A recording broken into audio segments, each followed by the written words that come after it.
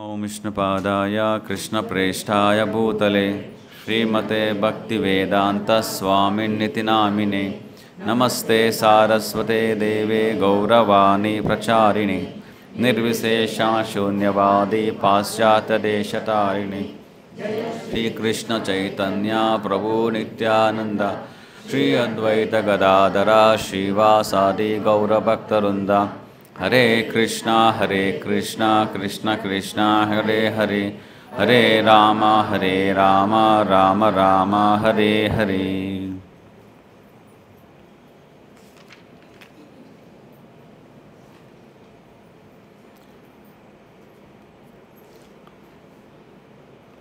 ಪಾಂಡವರು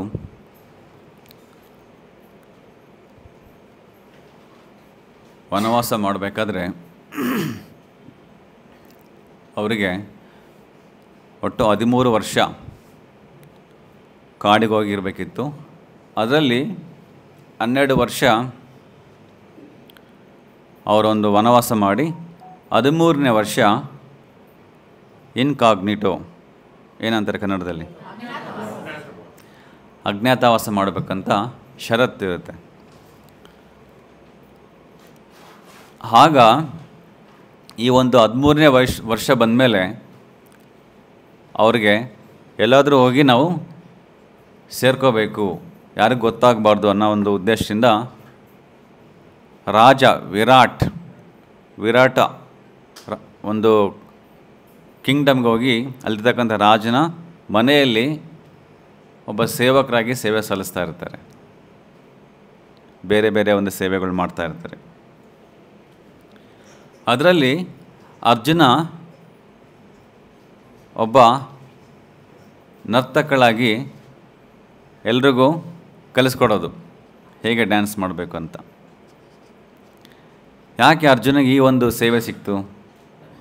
ಯಾಕೆಂದರೆ ಅರ್ಜುನ ಒಂದು ಬಾರಿ ಸ್ವರ್ಗಲೋಕಕ್ಕೆ ಹೋದಾಗ, ಇಂದ್ರಲೋಕಕ್ಕೆ ಹೋದಾಗ, ಅಲ್ಲಿ ಇಂದ್ರಲೋಕದಲ್ಲಿ ತುಂಬ ಮೋಸ್ಟ್ ಬ್ಯೂಟಿಫುಲ್ ಲೇಡಿ ಅಂದರೆ ಊರ್ವಶಿ. ಆ ಊರ್ವಶಿ ಎಷ್ಟೋ ವರ್ಷಗಳಿಂದ, ಎಷ್ಟೋ ತಲೆಮಾರುಗಳಿಂದ ಆ ಊರ್ವಶಿಯ ಒಂದು ಸುಂದರತೆ ಕಡಿಮೆನೇ ಆಗಿರಲ್ಲ. ಅವಳ ಒಂದು ಸೌಂದರ್ಯದ ಬಗ್ಗೆ ಎಲ್ಲರೂ ಹೊಗಳಾಡ್ತಾ ಇರ್ತಾರೆ. ಆಗ ಆ ಒಂದು ಇಂದ್ರ ಸಭೆಗೆ ಹೋದಾಗ ಅರ್ಜುನ ಕುಂತ್ಕೊಂಡ್ಮೇಲೆ ಇಂದ್ರ, ಯಾಕಂದರೆ ಅರ್ಜುನ ಇಂದ್ರನ ಮಗ, ಆಗ ಆ ಇಂದ್ರ ಅರ್ಜುನ ಸ್ವಾಗತಿಸಿ ಅರ್ಜುನನ ಒಂದು ಪೌರುಷದ ಬಗ್ಗೆ, ಅವನ ಒಂದು ಚಾಣಾಕ್ಷತೆ ಬಗ್ಗೆ ಹೊಗಳ್ತಾರೆ. ಆ ಹೊಗಳಿಕೆ ಕೇಳಿದ ಮೇಲೆ ಊರ್ವಶಿಗೆ ಆ ಒಂದು ಅರ್ಜುನ ಮೇಲೆ ಮನ ಒಲಿಯುತ್ತೆ. ಹೇಗಾದರೂ ಮಾಡಿ ಅರ್ಜುನನ ಸಂಧಿಸಬೇಕು ಅನ್ನೋ ಒಂದು ಆಸೆ ಇಟ್ಕೊಂಡು ಬಂದಮೇಲೆ ಅರ್ಜುನ ತಿರಸ್ಕರಿಸ್ತಾನೆ. ಊರ್ವಶಿಗೆ ಎಲ್ಲಿಲ್ಲದ ಕೋಪ. ಎಲ್ಲರೂ ನನ್ನ ಒಂದು ಸಂಘ ಬೇಕು ಅಂತ ಆತುರ ಪಡ್ತಕ್ಕಂಥ ಒಂದು ಇದಿರಬೇಕಾದ್ರೆ ಇವನೊಬ್ಬ ನರ ವ್ಯಕ್ತಿ ಭೂಲೋಕದಿಂದ ಬಂದು ನನ್ನ ತಿರಸ್ಕರಿಸಲ್ಲ ಅಂತ ಆ ಕೋಪದಲ್ಲಿ ಶಾಪ ಕೊಡ್ತಾಳೆ, ನೀನು ಒಬ್ಬ ನಪುಂಸಕನಾಗು ಅಂತ. ಹಾಗಾಗಿ ಆ ಒಂದು ಶಾಪ ಒಂದು ವರವಾಯ್ತು ಈಗ ಅರ್ಜುನಂಗೆ. ಹೇಗಾದರೂ ಮಾಡಿ ಆ ಶಾಪನ ಉಪಯೋಗಿಸ್ಕೋಬೇಕಲ್ಲ. ನಮಗೆ ಯಾರಾದರೂ ಏನಾದರೂ ಶಾಪ ಕೊಟ್ಟರೆ ನಾವು ಅವ್ರಿಗೆ ವಾಪಸ್ ಕೊಟ್ಬಿಡ್ತೀವಿ. ಆದರೆ ಅಲ್ಲಿಂದ ಏನಾದರೂ ಒಂದು ಕಲಿಯತಕ್ಕಂಥ ಇರುತ್ತೆ. ಸೊ ಏನಿದೆ ಕಲಿಯೋದು? ನಾವೆಲ್ಲ ಹೇಳ್ತೀವಿ ಭಗವಂತನ ಕೃಪೆ ಇಲ್ಲದೇ, ಭಗವಂತನ ಇಚ್ಛೆ ಇಲ್ಲದೇ ಏನು ನಡೆಯಲ್ಲ ಅಂತ ಹೇಳ್ತೀವಿ. ಹುಲ್ಲು ಕಡ್ಡಿ ಕೂಡ ಅಲಗಾಡಲ್ಲ ಅಂತೀವಿ. ಹಂಗಿದ್ದಾಗ ನಮಗೆ ಏನಾದರೂ ಒಂದು ಕಷ್ಟ ಬರೋದಾಗಲಿ, ಯಾರಾದರೂ ಒಂದು ತೊಂದರೆ ಕೊಡೋದಾಗಲಿ ಮಾಡಿದ್ರೆ ಅದು ಭಗವಂತ ನಮಗೆ ಸ್ಯಾಂಕ್ಷನ್ ಮಾಡಿರೋದು ಅಂತ ಆ ಒಂದು ಮನೋಭಾವನ ನಾವು ಸ್ವೀಕರಿಸಿದರೆ ನಾವು ಭಗವಂತನಿಗೆ ತುಂಬ ಹತ್ತಿರವಾಗ್ತೀವಿ. ಇದು ಬ್ರಹ್ಮನೇ ಹೇಳಿದ್ದಾರೆ. ಯಾರು ತಮ್ಮ ಜೀವನದಲ್ಲಿ ಬರ್ತಕ್ಕಂಥ ಕಷ್ಟಗಳನ್ನ ಸಹಿಸ್ಕೊಂಡು ಇನ್ನೊಬ್ಬರನ್ನ ದೂಷಿಸದೇನೆ, ಇನ್ನೊಬ್ಬರ ಮೇಲೆ ಅಪವಾದ ಮಾಡ್ದೇ ಅನುಭವಿಸ್ತಾರೆ, ಅವರಿಗೆ ತುಂಬ ಬೇಗನೆ ಭಗವಂತ ಹೊಲ್ಕೊಳ್ತಾನೆ ಅಂತ. ಸೊ ಆಗ ಈ ಒಂದು ಶಾಪವನ್ನು ಕೊಟ್ಟ ಮೇಲೆ ಅರ್ಜುನ ಹೋಗಿ ತನ್ನ ತಂದೆಗೆ ಹೇಳ್ತಾನೆ, ಈ ಥರ ನನಗೆ ಶಾಪ ಕೊಟ್ಟರು ಊರ್ವಶಿ ಅಂತ. ಆವಾಗ ಇಂದ್ರ ಹೇಳ್ತಾರೆ, ತೊಂದರೆ ಪಡ್ಕೋಬೇಡ ಅರ್ಜುನ, ಈ ಒಂದು ಶಾಪ ನಿನಗೆ ವರವಾಗುತ್ತೆ ಅಂತ ಹೇಳ್ತಾರೆ. ಆ ಒಂದು ಶಾಪನೇ ಈಗ ಆ ಒಂದು ವರವಾಗಿ ಅವರು ಒಬ್ಬ ಟೀಚರ್ ಥರ ಬಟ್ಟೆ ಹಾಕ್ಕೊಂಡು ಲೇಡಿ ಡ್ಯಾನ್ಸರ್ ಥರ ಟೀಚ್ ಮಾಡ್ತಾಯಿರ್ತಾರೆ ವಿರಾಟ ರಾಜನ ಮನೆಯಲ್ಲಿ. ಯಾರಿಗೆ? ಆ ವಿರಾಟ ರಾಜನಿಗೆ ಇಬ್ಬರು ಮಕ್ಕಳು, ಒಬ್ಬ ಉತ್ತರ ಕುಮಾರ್ ಅಂತ ಹುಡುಗ, ಇನ್ನೊಬ್ಬ ಉತ್ತರ ಅಂತ ಪ್ರಿನ್ಸಸ್ ಹುಡುಗಿ. ಆ ಒಂದು ಪ್ರಿನ್ಸಸ್ಸಿಗೆ ಆ ಒಂದು ಡ್ಯಾನ್ಸ್ ಮಾಡೋದು ಕಲಿಸ್ತಾ ಇರ್ತಾರೆ. ಆಗ ಆ ಒಂದು ಡ್ಯಾನ್ಸ್ ತುಂಬ ಚೆನ್ನಾಗಿ ಕಲ್ತ್ಕೊಂಡ್ಮೇಲೆ ವಿರಾಟ್ ರಾಜನಿಗೆ ತುಂಬ ಖುಷಿ ಆಗುತ್ತೆ. ಬಟ್ ಕೊನೆಗೆ ಗೊತ್ತಾಗುತ್ತೆ, ಇವರೆಲ್ಲ ನಮ್ಮ ಮನೇಲಿ ಬಂದು ಕೆಲಸ ಮಾಡ್ತಿರೋರು ಸಾಮಾನ್ಯರೆಲ್ಲ ಪಾಂಡವರೇ ಅಂತ. ಆಗ ವಿರಾಟನಿಗೆ ತುಂಬ ಒಂಥರ ನೋವಾಗುತ್ತೆ, ಇವರೆಲ್ಲ ನನ್ನ ಮನೆಯಲ್ಲಿ ಕೆಲಸಗಾರನಾಗಿ ಉಪಯೋಗಿಸ್ಕೊಳಲ್ಲ ಇಷ್ಟು ದಿನ ಅಂತ. ಆ ಒಂದು ನೋವನ್ನು ತೀರಿಸ್ಕೊಳ್ಳೋದಕ್ಕೋಸ್ಕರ ಈ ಒಬ್ಬ ರಾಜ ತನ್ನ ಮಗಳು ಉತ್ತರಾನ ಅರ್ಜುನಿಗೆ ಕೊಟ್ಟು ಮದುವೆ ಮಾಡಬೇಕಂತ ಕೇಳಿದಾಗ ಆಗ ಅರ್ಜುನ ಹೇಳ್ತಾರೆ, ಇಲ್ಲ, ನಾನೊಬ್ಬ ಟೀಚರ್, ಅಂದರೆ ಒಬ್ಬ ಗುರು, ಇವಳು ನನ್ನ ಶಿಷ್ಯೆ, ಸೊ ನಾನೊಬ್ಬ ತಂದೆ ಸಮ. ಹಾಗಾಗಿ ನನಗೆ ಒಬ್ಬ ವಯಸ್ಸಿಗೆ ಬಂದಿರತಕ್ಕಂಥ ಮಗ ಇದ್ದಾನೆ, ಆ ಮಗನಿಗೆ ಕೊಟ್ಟು ಬೇಕಾದ್ರೆ ಮದುವೆ ಮಾಡೋಣ ಅಂತ ಹೇಳಿದಾಗ ಆ ಮಗನೇ ಅಭಿಮನ್ಯು. ಆ ಅಭಿಮನ್ಯು ಮತ್ತು ಉತ್ತರ ಹುಡ್ತಕ್ಕಂಥ ಮಗು ಪರೀಕ್ಷಿತ್. ಇಡೀ ಒಂದು ಕುರು ವಂಶವನ್ನು ನಾಶ ಮಾಡಬೇಕು ಅನ್ನೋ ಒಂದು ನಿರ್ಧಾರ ಮಾಡಿರ್ತಕ್ಕಂಥ ಅಶ್ವತ್ಥಾಮ, ದ್ರೌಪದಿಗಿರ್ತಕ್ಕಂಥ ಪಾಂಡವರ 5 ಮಕ್ಕಳು ಮಲ್ಕೊಂಡಿರ್ಬೇಕಾದ್ರೆ ಹೋಗಿ ಅವರ ತಲೆನ ಕತ್ತಿಸ್ಕೊಂಡು ಬಂದು ದುರ್ಯೋಧನ ಕೊಡ್ತಾನೆ, ನೋಡು ಎಲ್ಲ ಪಾಂಡವರನ್ನ ಸಾಯಿಸಿದ್ದೀನಿ ಅಂತ. ಆಗ ದುರ್ಯೋಧನ ಹೇಳ್ತಾನೆ, ಆ ಒಂದು ತಲೆ ಪಾಂಡವರದಲ್ಲ, ಅವರ ಮಕ್ಕಳದು ಅಂತ. ಆಗ ದುರ್ಯೋಧನ ತುಂಬ ದುಃಖ ಆಗೋಗುತ್ತೆ, ನಮ್ಮ ಕುಟುಂಬ, ಯಾಕೆಂದರೆ ಪಾಂಡವರು ಕೂಡ ಕುರು ವಂಶದವರೇ, ನಮ್ಮ ಕುಟುಂಬದವ್ರು ಎಲ್ಲರೂ ಸರ್ವನಾಶ ಆಗೋಗ್ಬಿಟ್ರಲ್ಲ ಅನ್ನೋ ಒಂದು ದುಃಖದಲ್ಲಿ ದುರ್ಯೋಧನ ಪ್ರಾಣ ಬಿಡ್ತಾನೆ. ಆಗ ಇರ್ತಕ್ಕಂಥ ಒಂದೇ ಒಂದು ಕುಡಿ ಪರೀಕ್ಷಿತ್ ಉತ್ತರನ ಗರ್ಭದಲ್ಲಿ. ಆಗ ಬ್ರಹ್ಮಾಸ್ತ್ರ ಉಪಯೋಗಿಸಿ ಸಾಯಿಸೋಕಂತ ಹೋದಾಗ ಕೃಷ್ಣ ರಕ್ಷಣೆ ಕೊಡ್ತಾರೆ. ಕೃಷ್ಣ ಉತ್ತರ ದೇಹವನ್ನು ಪ್ರವೇಶ ಮಾಡಿ ಆ ಗರ್ಭವನ್ನು ರಕ್ಷಣೆ ಮಾಡ್ತಾರೆ. ಆಗ ಅಲ್ಲಿರ್ತಕ್ಕಂಥ ಮಗು ಪರೀಕ್ಷಿತ್ ನೋಡಿ ನನಗೆ ಆಶ್ಚರ್ಯ ಆಗೋಗುತ್ತೆ, ಯಾರಿದು ನನಗೆ ಬಂದು ಈ ಥರ ನನ್ನ ರಕ್ಷಣೆ ಕೊಡ್ತಾ ಇದ್ದಾರಲ್ಲ ಅಂತ. ಆಗ ಯಾವಾಗ ಅವನು ದೊಡ್ಡವನಾಗ್ತಾನೆ, ಆವಾಗ ನನಗೆ ರಕ್ಷಣೆ ಕೊಡ್ತಾರೆ ಯಾರು ಅಂತ ಹುಡುಕ್ತಾ ಇರ್ತಾನೆ, ಅಂದರೆ ಪರೀಕ್ಷೆ ಮಾಡ್ತಾ ಇರ್ತಾನೆ. ಹಾಗಾಗಿ ಅವನಿಗೆ ಪರೀಕ್ಷಿತ್ ಅಂತ ಹೆಸರು ಬಂದಿದ್ದು. ಆ ಪರೀಕ್ಷಿತ್ ಮಹಾರಾಜ್ ಯಾವಾಗ ಪಾಂಡವರು ನಿವೃತ್ತಿ ಪಡ್ಕೊಂಡು ಹಿಮಾಲಯಕ್ಕೆ ಹೋಗ್ತಾರೆ, ಪರೀಕ್ಷಿತ್ ಈ ಒಂದು ಹಸ್ತಿನಾಪುರದ ರಾಜನಾಗಿ ಮೆರೀತಾ ಇರ್ತಾನೆ. ಒಂದಿನ ಹೀಗೆ ಕಾಡಿಗೆ ಬೇಟೆಯಾಡಲಿಕ್ಕೆ ಹೋದಾಗ ತುಂಬ ಬಾಯಾರಿಕೆ ಆಗುತ್ತೆ, ನೀರು ಕುಡಿಲಿಕ್ಕೆ ಹುಡುಕ್ತಾ ಇರ್ತಾನೆ ಜಾಗ. ಒಂದು ಗುಹೆ ಕಾಣಿಸುತ್ತೆ, ಆ ಗುಹೆ ಒಳಗೆ ಹೋದರೆ ಅಲ್ಲಿ ಒಬ್ಬ ಋಷಿಮುನಿ ಕುಂತಿರ್ತಾರೆ, ಶಮಿಕ ಋಷಿ ಅಂತ ತಪಸ್ ಮಾಡ್ತಾ ಇರ್ತಾರೆ. ಈ ರಾಜ ಹೋಗಿ ನೀರು ಕೇಳ್ತಾನೆ, ಕುಡಿ ನೀರು ಅಂತ. ಆದರೆ ಆ ಋಷಿ ಕಣ್ಣು ಬಿಡ್ದೇನೆ ಕಣ್ಣು ಮುಚ್ಕೊಂಡು ಹಂಗೆ ಸುಮ್ಮನೆ ಕುಂತಿರ್ತಾರೆ. ಆಗ ರಾಜನಿಗೆ ಕೋಪ ಬರುತ್ತೆ, ಇಡೀ ಸಾಮ್ರಾಜ್ಯದ ರಾಜ ನಾನು, ರಾಜನ ನರದೇವ ಅಂತ ಕರೀತಾರೆ, ಅಂದರೆ ನಡೀತಕ್ಕಂಥ ಮನುಷ್ಯ ರೂಪಿರ್ತಕ್ಕಂಥ ದೇವರು. ಆದರೆ ಇಲ್ಲಿ ಈ ಒಬ್ಬ ಋಷಿ ನನ್ನ ಸ್ವೀಕರಣೆ ಮಾಡ್ತಾಯಿಲ್ಲ, ಅಟ್ಲೀಸ್ಟು ಒಂದು ಗ್ಲಾಸ್ ನೀರು ಕೂಡ ಕೊಡ್ತಾಯಿಲ್ಲ ಅಂತ ಕೋಪ ಬಂದು ಅಲ್ಲಿರ್ತಕ್ಕಂಥ ಒಂದು ಸತ್ತೋಗಿರ್ತಕ್ಕಂಥ ಹಾವನ್ನ ತೆಗೆದು ಆ ಋಷಿಯ ಕ್ರೋಳಿಗೆ ಹಾಕ್ತಾರೆ. ಆ ಒಂದು ವಿಷಯ ಆ ಋಷಿಯ ಮಗ 8 ವರ್ಷದ ಬಾಲಕ ಶೃಂಗಿ ಅಂತಕ್ಕಂಥ ಬಾಲಕನಿಗೆ ಗೊತ್ತಾಗುತ್ತೆ, ಈ ಥರ ನಮ್ಮ ತಂದೆಗೆ ಒಬ್ಬ ರಾಜ ಬಂದು ಸತ್ತೋಗಿರ್ತಕ್ಕಂಥ ಹಾವನ್ನ ಹಾಕಿ ಅವಮಾನ ಮಾಡಿದ್ದಾರೆ ಅಂತ.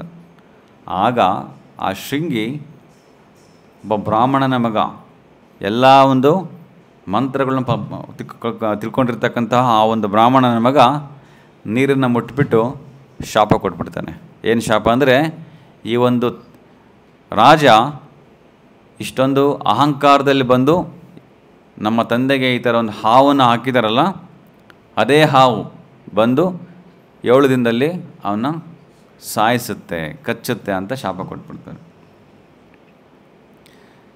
ಇಲ್ಲಿ ಈ ಒಂದು ಶಾಪ ಆ ಒಂದು ತಾತ್ಕಾಲಿಕ ಕ್ಷಣಕ್ಕೆ ಮಾತ್ರ ಒಂದು ತೃಪ್ತಿ ಕೊಡ್ತು ಹೊರತು ಕೊನೆಗೆ ಅದು ಒಂದು ದೊಡ್ಡ ಮಾರಕವಾಗೋಯಿತು.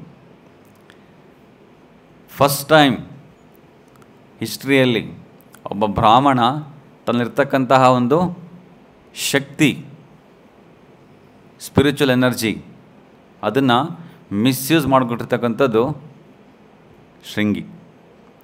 ಯಾವಾಗ ಈ ಶೃಂಗಿ ಹುಡುಗ ಈ ಒಂದು ಬ್ರಾಹ್ಮಣನ ಒಂದು ಶಕ್ತಿಯನ್ನು ದುರುಪಯೋಗ ಪಡ್ಕೊಂಡು ಒಬ್ಬ ರಾಜನ ಹಂತಕ್ಕೋಸ್ಕರ, ಒಬ್ಬ ರಾಜನ ಹತ್ಯೆ ಮಾಡಲಿಕ್ಕೋಸ್ಕರ ಉಪಯೋಗಿಸ್ಕೊಂಡು, ಆವತ್ತಿನಿಂದ ಇವತ್ತಿನವರೆಗೂ ಈ ಒಂದು ಬ್ರಾಹ್ಮಣರ ಒಂದು ಕುಟುಂಬ, ಬ್ರಾಹ್ಮಣರ ಒಂದು ಶಕ್ತಿ ಮತ್ತು ಅವರ ಒಂದು ಆಚಾರ್ಯಗಳೆಲ್ಲ ಕಡಿಮೆ ಆಗ್ತಾ ಬರ್ತಾಯಿದೆ. ಕೊನೆಗೆ ಪರೀಕ್ಷಿತ್ ಮಹಾರಾಜ್ ಗೊತ್ತಾಯಿತು, ಇನ್ನೇನು 7 ದಿನ ನಾನು ಹೋಗ್ತೀನಿ ಅಂತ. ಅವರು ಅದನ್ನು ತ್ಯಜಿಸಿ ಹೋಗಿ ಗಂಗಾ ತೀರದಲ್ಲಿ ಕುಂತ್ಕೊಂಡು ಉಪವಾಸ ಮಾಡ್ತಾರೆ. ಆಗ ಪರೀಕ್ಷಿತ್ ಮಹಾರಾಜ್ ಮದುವೆ ಆಗಿದ್ದು ಯಾರಿಗೆ ಅಂದರೆ, ಇಲ್ಲಿ ಕೊಡ್ತಾರೆ, ಅವರು ಇರಾವತಿ ಅಂತಕ್ಕಂಥ. ಇರಾವತಿ ಯಾರಂದರೆ, ಇರಾವತಿ ಪರೀಕ್ಷಿತರ ತಾಯಿ. ಯಾರು? ಉತ್ತರನ ಅಣ್ಣ, ಉತ್ತರ ಕುಮಾರನ ಮಗಳೇ ಇರಾವತಿ, ಮಾವನ ಮಗಳು. ಸೊ ಪ್ರಭುಪಾದ ಬರೀತಾರೆ, ಇಲ್ಲಿ ಗೋತ್ರ ಬೇರೆ ಬೇರೆ ಆಗಿದ್ದರೆ ಮದುವೆ ಆಗ್ಬೋದು ಅಂತ. ಇದೇ ಸನ್ನಿವೇಶದಲ್ಲಿ ಅರ್ಜುನನ ತಾಯಿ ಕುಂತಿಯ ಅಣ್ಣ ವಾಸುದೇವನ ಮಗಳು ಸುಭದ್ರ. ಸೊ ಸುಭದ್ರನ ಅರ್ಜುನ ಮದುವೆ ಆದರು. ಸೊ ಅಲ್ಲಿ ಕೊಡಗಿ ಮಾವನ ಮಗಳ ಥರನೇ ಬರ್ತಾರೆ. ಸೊ ಹಾಗಾಗಿ ಪ್ರಭುಪಾದರು ಹೇಳ್ತಾರೆ, ಶಾಸ್ತ್ರಗಳಲ್ಲಿ ಗೋತ್ರ ಪ್ರಾಮುಖ್ಯತೆ ಕೊಡ್ತಾರೆ. ಬಟ್ ಇವಾಗೆಲ್ಲ ಕೆಲವೊಂದು ಕಡೆ ನೀವು ನೋಡಿರ್ತೀರ, ಇಲ್ಲ ಕೇಳಿರ್ತೀರ, ಆ ಗೋತ್ರ ಯಾರು ನೋಡೋದೇ ಇಲ್ಲ ಅಲ್ವಾ, ಸುಮ್ಮನೆ ಒಂದು ಮದುವೆ ಮಾಡ್ಕೊಂಡ್ಬಿಡ್ತಾರೆ. So these are all the breaks. ಒಂದು ನಮ್ಮ ಪರಂಪರೆ ಇರ್ತಕ್ಕಂಥ ಒಂದು ಪದ್ಧತಿಗಳನ್ನ ನಾಶ ಮಾಡ್ತಕ್ಕಂಥ ಒಂದು ಸಿಸ್ಟಮ್. ಸೊ ಹಾಗಾಗಿ ಪ್ರಭುಪಾದರು ಇಲ್ಲಿ ಬರೀತಾರೆ, ಈ ಒಂದು ಮದುವೆಯಲ್ಲಿ ಕುಟುಂಬ ಅಥವಾ ಗೋತ್ರಕ್ಕೆ ಪ್ರಾಮುಖ್ಯ ಕೊಡಬೇಕು ಅಂತ ಹೇಳ್ತಾರೆ. ಹಾಗೆಯೇ ಪ್ರಭುಪಾದರು ಮುಂದೆ ಹೇಳ್ತಾರೆ, ಜನಮೇಜಯ ಈ ಪರೀಕ್ಷಿತ ಮಹಾರಾಜನಿಗೆ 4 ಜನ ಮಕ್ಕಳು. ಅದರಲ್ಲಿ ಜನಮೇಜಯ ಅಂತಕ್ಕಂಥವ್ರು ದೊಡ್ಡ ಮಗ. ಪರೀಕ್ಷಿತ ಮಹಾರಾಜ್ ಈ ಒಂದು ಸಾಮ್ರಾಜ್ಯನ ತೊರೆದ ಮೇಲೆ ನೆಕ್ಸ್ಟ್ ಬಂದಿದ್ದು ಜನಮೇಜಯ ಅವರಿಗೆ ಗೊತ್ತಾಯಿತು, ದೊಡ್ಡವರಾದಮೇಲೆ, ರಾಜನಾದಮೇಲೆ, ಈ ಥರ ನನ್ನ ತಂದೆಗೆ ಏನು ಶಾಪ ಕೊಟ್ಟಿರ್ತಕ್ಕಂಥದ್ದು. ಯಾವ ಥರ ಶಾಪ ಅಂತಂದರೆ, ಏನು ತಪ್ಪು ಮಾಡದೇ ಇದ್ರೂ ಕೂಡ ಅವ್ರಿಗೆ ಒಂದು ಮಾರಣಾಂತಿಕ ಶಾಪ ಕೊಟ್ಟಿದ್ದಾರೆ. ಆವಾಗ ಆ ಶಾಪಕ್ಕೆ ಅವರು ಬಲಿಯಾಗಿ ತಕ್ಷಕ ಅಂತಕ್ಕಂಥ ಒಂದು ಹಾವು ಬಂದು ನನ್ನ ತಂದೆನ ನಾಶ ಮಾಡಿಬಿಟ್ಟಿದೆ ಅಂತ. ಆ ಒಂದು ಕೋಪದಲ್ಲಿ ಅವರೇನು ಮಾಡ್ತಾರೆ, ಒಂದು ಸರ್ಪಯಾಗ ಅಂತ ಮಾಡ್ತಾರೆ. ಸರ್ಪಯಾಗ ಅಂತಂದರೆ ಈ ಒಂದು ಹಾವು ಅದನ್ನು ಆ ಒಂದು ಯಜ್ಞ ಮಾಡಿ ಅದನ್ನು ಯಜ್ಞದ ಒಂದು ಬೆಂಕಿಯಲ್ಲಿ ಬೀಳ್ತಕ್ಕಂಥ ಒಂದು ಯಾಗ ನೋಡಿ. ಅವಾಗೆಲ್ಲ ಎಷ್ಟು ಪವರ್ಫುಲ್ ಆಗಿದ್ರು. ಅದು ಆ ಹಾವು ಎಲ್ಲೇ ಬಚ್ಚಿಕೊಂಡಿರ್ಬೋದು, ಆ ಹಾವನ್ನ ಹೆಸರು ಹೇಳ್ಬಿಟ್ರೆ ಸಾಕು, ಹಾವು ಹಾರ್ಕೊಂಡು ಬಂದು ಸೀದಾ ಬೆಂಕಿಲಿ ಬಿದ್ದುಬಿಡುತ್ತೆ. ಎಲ್ಲಿದೆ ಇವಾಗ ಟೆಕ್ನಿಕ್ಸ್? ಬಟ್ ಆಗಿನ ಕಾಲದಲ್ಲಿ ಅಷ್ಟು ಪವರ್ಫುಲ್ ಬ್ರಾಹ್ಮಣಸ್. ಅವರೇನೇ ಉಚ್ಚಾರ ಮಾಡಿದ್ರು ಅದು ಮ್ಯಾನಿಫೆಸ್ಟ್ ಆಗ್ತಾಯಿತ್ತು. ಸೊ ಆಗ ಈ ಒಂದು ಯಜ್ಞ ಶುರು ಮಾಡಿದಾಗ ಎಲ್ಲ ದೊಡ್ಡ ದೊಡ್ಡ ಬ್ರಾಹ್ಮಣಸ್ ಎಲ್ಲ ಬಂದು ಮಂತ್ರ ಜಪ ಮಾಡ್ತಾರೆ. ಯಾಕಂದರೆ ಬ್ರಾಹ್ಮಣಸ್ ಹೇಳೋಕ್ಕಾಗಲ್ಲ, ಅವರು ಒಬ್ಬ ರಾಜ ಹೇಳಿರ್ತಕ್ಕಂಥ ಮಾತನ್ನು ಫಾಲೋ ಮಾಡಬೇಕು. ಸೊ ಹಾಗಾಗಿ ಬ್ರಾಹ್ಮಣಸ್ ಎಲ್ಲ ಬಂದು ಕುಂತ್ಕೊಂಡು ಯಜ್ಞ ಶುರು ಮಾಡ್ತಾರೆ. ಯಜ್ಞ ಶುರು ಮಾಡಿದ್ಮೇಲೆ ಎಲ್ಲ ಥರದ ಮಂತ್ರಗಳನ್ನ ಹೇಳಿ ಕೊನೆಗೆ ಎಲ್ಲ ಥರದ ಹಾವುಗಳ್ನ, ಎಲ್ಲ ಮೂಲೆ ಮೂಲೆ ಇರ್ತಕ್ಕಂಥ ಎಲ್ಲ ಹಾವುಗಳ್ನ, ಇಡೀ ಒಂದು ಲೋಕದಲ್ಲಿರ್ತಕ್ಕಂಥ ಎಲ್ಲ ಹಾವುಗಳ್ನ ಬಂದು ಬೀಳ್ತಾ ಇರ್ತವೆ ಆ ಬೆಂಕಿಯಲ್ಲಿ. ಬಿದ್ದು ಸುಮಾರು ಲಕ್ಷಾಂತರ ಹಾವುಗಳು ಸಾಯ್ತವೆ. ಆಗ ಒಬ್ಬ ಋಷಿಮುನಿ ಹೇಳ್ತಾರೆ, ಎಲ್ಲ ಹಾವುಗಳು ಬಂದಾಯಿತು, ಆದರೆ ನಾವು ಯಜ್ಞ ಮಾಡಿದ್ದು ಯಾವ ಹಾವು? ತಕ್ಷಕನೇ ಬರ್ತಾ ಇಲ್ಲ ಬೀಳಕ್ಕೆ ಅಂತ ಹೇಳ್ತಾನೆ. ಆವಾಗ ಜನಮೇಜನಿಗೆ ಆಶ್ಚರ್ಯ ಆಯ್ತು, ಯಾಕೆ ಬರ್ತಾ ಇಲ್ಲ? ಯಾಕೆ ಅಂದರೆ ಆ ಒಂದು ತಕ್ಷಕ ಇಂದ್ರನ ಫ್ರೆಂಡ್ಶಿಪ್ ಮಾಡಿ ಇಂದ್ರ ಆ ತಕ್ಷಕನಿಗೆ ರಕ್ಷಣೆ ಕೊಡ್ತಾ ಇದ್ದಾನೆ ಅಂತ ಹೇಳ್ತಾರೆ. ಜನಮೇಜನಿಗೆ ತುಂಬ ಕೋಪ ಬರುತ್ತೆ. ಹೌದಾ, ಇಂದ್ರ ಈ ಒಂದು ಹಾವಿಗೆ ರಕ್ಷಣೆ ಕೊಡ್ತಾ ಇದ್ದಾನ, ಹಾಗಾದರೆ ಇಂದ್ರನ ಸಮೇತ ಬೀಳಕ್ಕೆ ಹೇಳು ಅಂತ ಹೇಳ್ತಾರೆ. ಆವಾಗ ಅವರು ಋಷಿಮುನಿಗಳು ಆಯಿತು ಅಂತೇಳಿ ಇಂದ್ರ ಸಮೇತ ಹಾವು ಬರಲಿ ಅಂತ ತಕ್ಷಕ ಅಂತ ಹೇಳಿಬಿಡ್ತಾರೆ. ಇಂದ್ರ ಮತ್ತು ಹಾವು ತಕ್ಷಕ ಇಬ್ಬರು ಬರ್ತಾ ಇರ್ತಾರೆ. ಬಂದು ಇನ್ನೂ ಬೀಳೋ ಸಮಯಕ್ಕೆ ಬಂದಾಗ ಅಲ್ಲಿಗೆ ಬೃಹಸ್ಪತಿಗಳು ಬಂದು ಬರ್ತಾರೆ. ಬೃಹಸ್ಪತಿ ಈ ದೇವತೆಗಳ ಗುರು, ಅವ್ರು ಬಂದು ನಿಲ್ಲಿಸ್ತಾರೆ. ನಿಲ್ಲಿಸ್ಬಿಟ್ಟು ಹೇಳ್ತಾರೆ, ಇಲ್ಲ, ತಕ್ಷಕ ಈ ಒಂದು ಯಜ್ಞಕ್ಕೆ, ಈ ಒಂದು ಬೆಂಕಿಗೆ ಬೀಳ್ತಕ್ಕಂಥ ಅರ್ಹತೆ ಅವನಿಗಿಲ್ಲ. ಅರ್ಹತೆ ಅಂದರೆ ಅವನು ಸಾಯುವಂತನಲ್ಲ. ಯಾಕೆಂದರೆ ಇಂದ್ರಲೋಕದಲ್ಲಿ ಇಂದ್ರನ ಜೊತೆ ಫ್ರೆಂಡ್ಶಿಪ್ ಮಾಡಿ ಈ ಒಂದು ತಕ್ಷಕ ಅಮೃತನ ಕುಡಿದಿದ್ದಾನೆ. ಹಾಗಾಗಿ ಅವನ ಬೆಂಕಿಯಲ್ಲಿ ಬಿದ್ದರೂ ಕೂಡ ಅವನು ಸಾಯಲ್ಲ. ಸೊ ಈ ಒಂದು ಯಾಗನ ನೀನು ನಿಲ್ಲಿಸು ಇಲ್ಲೇ ಅಂತ ಹೇಳಿದಾಗ ಎಲ್ಲ ಋಷಿಮುನಿಗಳು ಕೇಳ್ಕೊಂಡ್ಮೇಲೆ ಕೊನೆಗೆ ಅಲ್ಲಿ ವೇದವ್ಯಾಸರು ಇರ್ತಾರೆ. ಅವರು ಕೂಡ ಹೇಳ್ತಾರೆ, ಹೌದು, ಯಾಗ ನಿಲ್ಲಿಸ್ಬಿಡು, ಬೇಡ ಅಂತ. ಯಾಕಂದರೆ ಭಗವಂತ ನಿಮ್ಮ ತಂದೆನ, ಯಾರು ಪರೀಕ್ಷಿತನ ರಕ್ಷಣೆ ನೋಡ್ಬೇಕಂತಂದರೆ ಅವ್ರು ಹೇಗಾದರೂ ಮಾಡಿ ರಕ್ಷಣೆ ಮಾಡ್ತಾಯಿದ್ರು. ಆದರೆ ಇದು ಭಗವಂತನ ಇಚ್ಛಾರೂಪದಿಂದ ಆಗಿದೆ. ಹಾಗಾಗಿ ಭಗವಂತನ ಒಂದು ಇಚ್ಛೆಯನ್ನು ನಾವು ಸ್ವೀಕರಿಸೋಣ. ಅದಕ್ಕೋಸ್ಕರ ಬೇರೆ ಒಂದು ಪ್ರಾಣಿ ಮೇಲೆ, ಇನ್ನೊಬ್ಬರ ಮೇಲೆ ದ್ವೇಷ ಸಾಧಿಸೋದು ಬೇಡ ಅಂತ ಹೇಳಿದ ಮೇಲೆ ಜನಮೇಜಯ ಎರಡು ಮಾತಾಡ್ದೇನೆ ಅವ್ರು ಹೇಳಿರ್ತಕ್ಕಂಥ ಮಾತುಗಳನ್ನ ಒಪ್ಕೊಂಡು ಅಲ್ಲಿಗೆ ಆ ಒಂದು ಯಾಗನ ನಿಲ್ಲಿಸ್ತಾರೆ. ನಿಲ್ಲಿಸಿದ ತಕ್ಷಣ ಅಲ್ಲಿರ್ತಕ್ಕಂಥ ಎಲ್ಲ ಋಷಿಮುನಿಗಳಿಗೆ ತುಂಬ ಖುಷಿ ಆಗುತ್ತೆ. ಬೇರೆಯವರಾದರೆ ನಿಲ್ಲಿಸಲ್ಲ ಅಲ್ವಾ? ಎಷ್ಟೊಂದು ಜನ ಒಳ್ಳೊಳ್ಳೆ ಬುದ್ಧಿ ಮಾತು ಹೇಳ್ತಾರೆ. ಯಾರಿಗೆ? ಕೋಪ ಮಾಡ್ಕೊಂಡವರಿಗೆ, ದಾರಿ ತಪ್ಪಿರ್ತಕ್ಕಂಥವ್ರಿಗೆ. ಆದರೆ ಅವ್ರಿಗೆ ಬುದ್ಧಿ ಮಾತು ಹೇಳಿದರೆ ಅದು ನನ್ನ ಒಂದು ಒಳ್ಳೆಯದಕ್ಕೋಸ್ಕರ ಅಂತ ತಿಳ್ಕೊಬೇಕು. ಬಟ್ ಕೆಲವ್ರು ಏನು ಮಾಡ್ತಾರೆ, ಬುದ್ಧಿ ಮಾತು ಹೇಳಿದರೆ ಅವ್ರಿಗಿನ್ನೂ ಕೋಪ ಜಾಸ್ತಿ. ಅದಕ್ಕೆ ಚಾಣಕ್ಯ ಪಂಡಿತ ಹೇಳ್ತಾರೆ, ಏನು, ಯಾರು ಬುದ್ಧಿ ಮಾತನ್ನ ಸ್ವೀಕರಿಸಲ್ವೋ ಅವರು ಮೂರ್ಖರು ಅಂತ ಹೇಳ್ತಾರೆ. ಮೂರ್ಖರಿಗೆ ನೀವು ಒಳ್ಳೆ ಮಾತು ಹೇಳಿದರೆ ಅವ್ರ ಕೋಪ ಜಾಸ್ತಿ. ಸೊ ನಮಗೆ ತುಂಬ ಎಕ್ಸಾಂಪಲ್ಸ್ ಇದೆ ಭಾಗವತಮಲ್ಲಿ. ಹಿರಣ್ಯಕಶಿಪು ಎಲ್ಲ ಶಕ್ತಿಗಳನ್ನ ಪಡ್ಕೊಂಡಿರ್ತಾನೆ. ಆದರೆ ಎಷ್ಟೊಂದು ದೇವತೆಗಳು ಬಂದು ಅವನಿಗೆ ಬುದ್ಧಿ ಮಾತು ಹೇಳಕ್ಕೆ ಹೋಗ್ತಾರೆ, ಕೇಳೋದಿಲ್ಲ.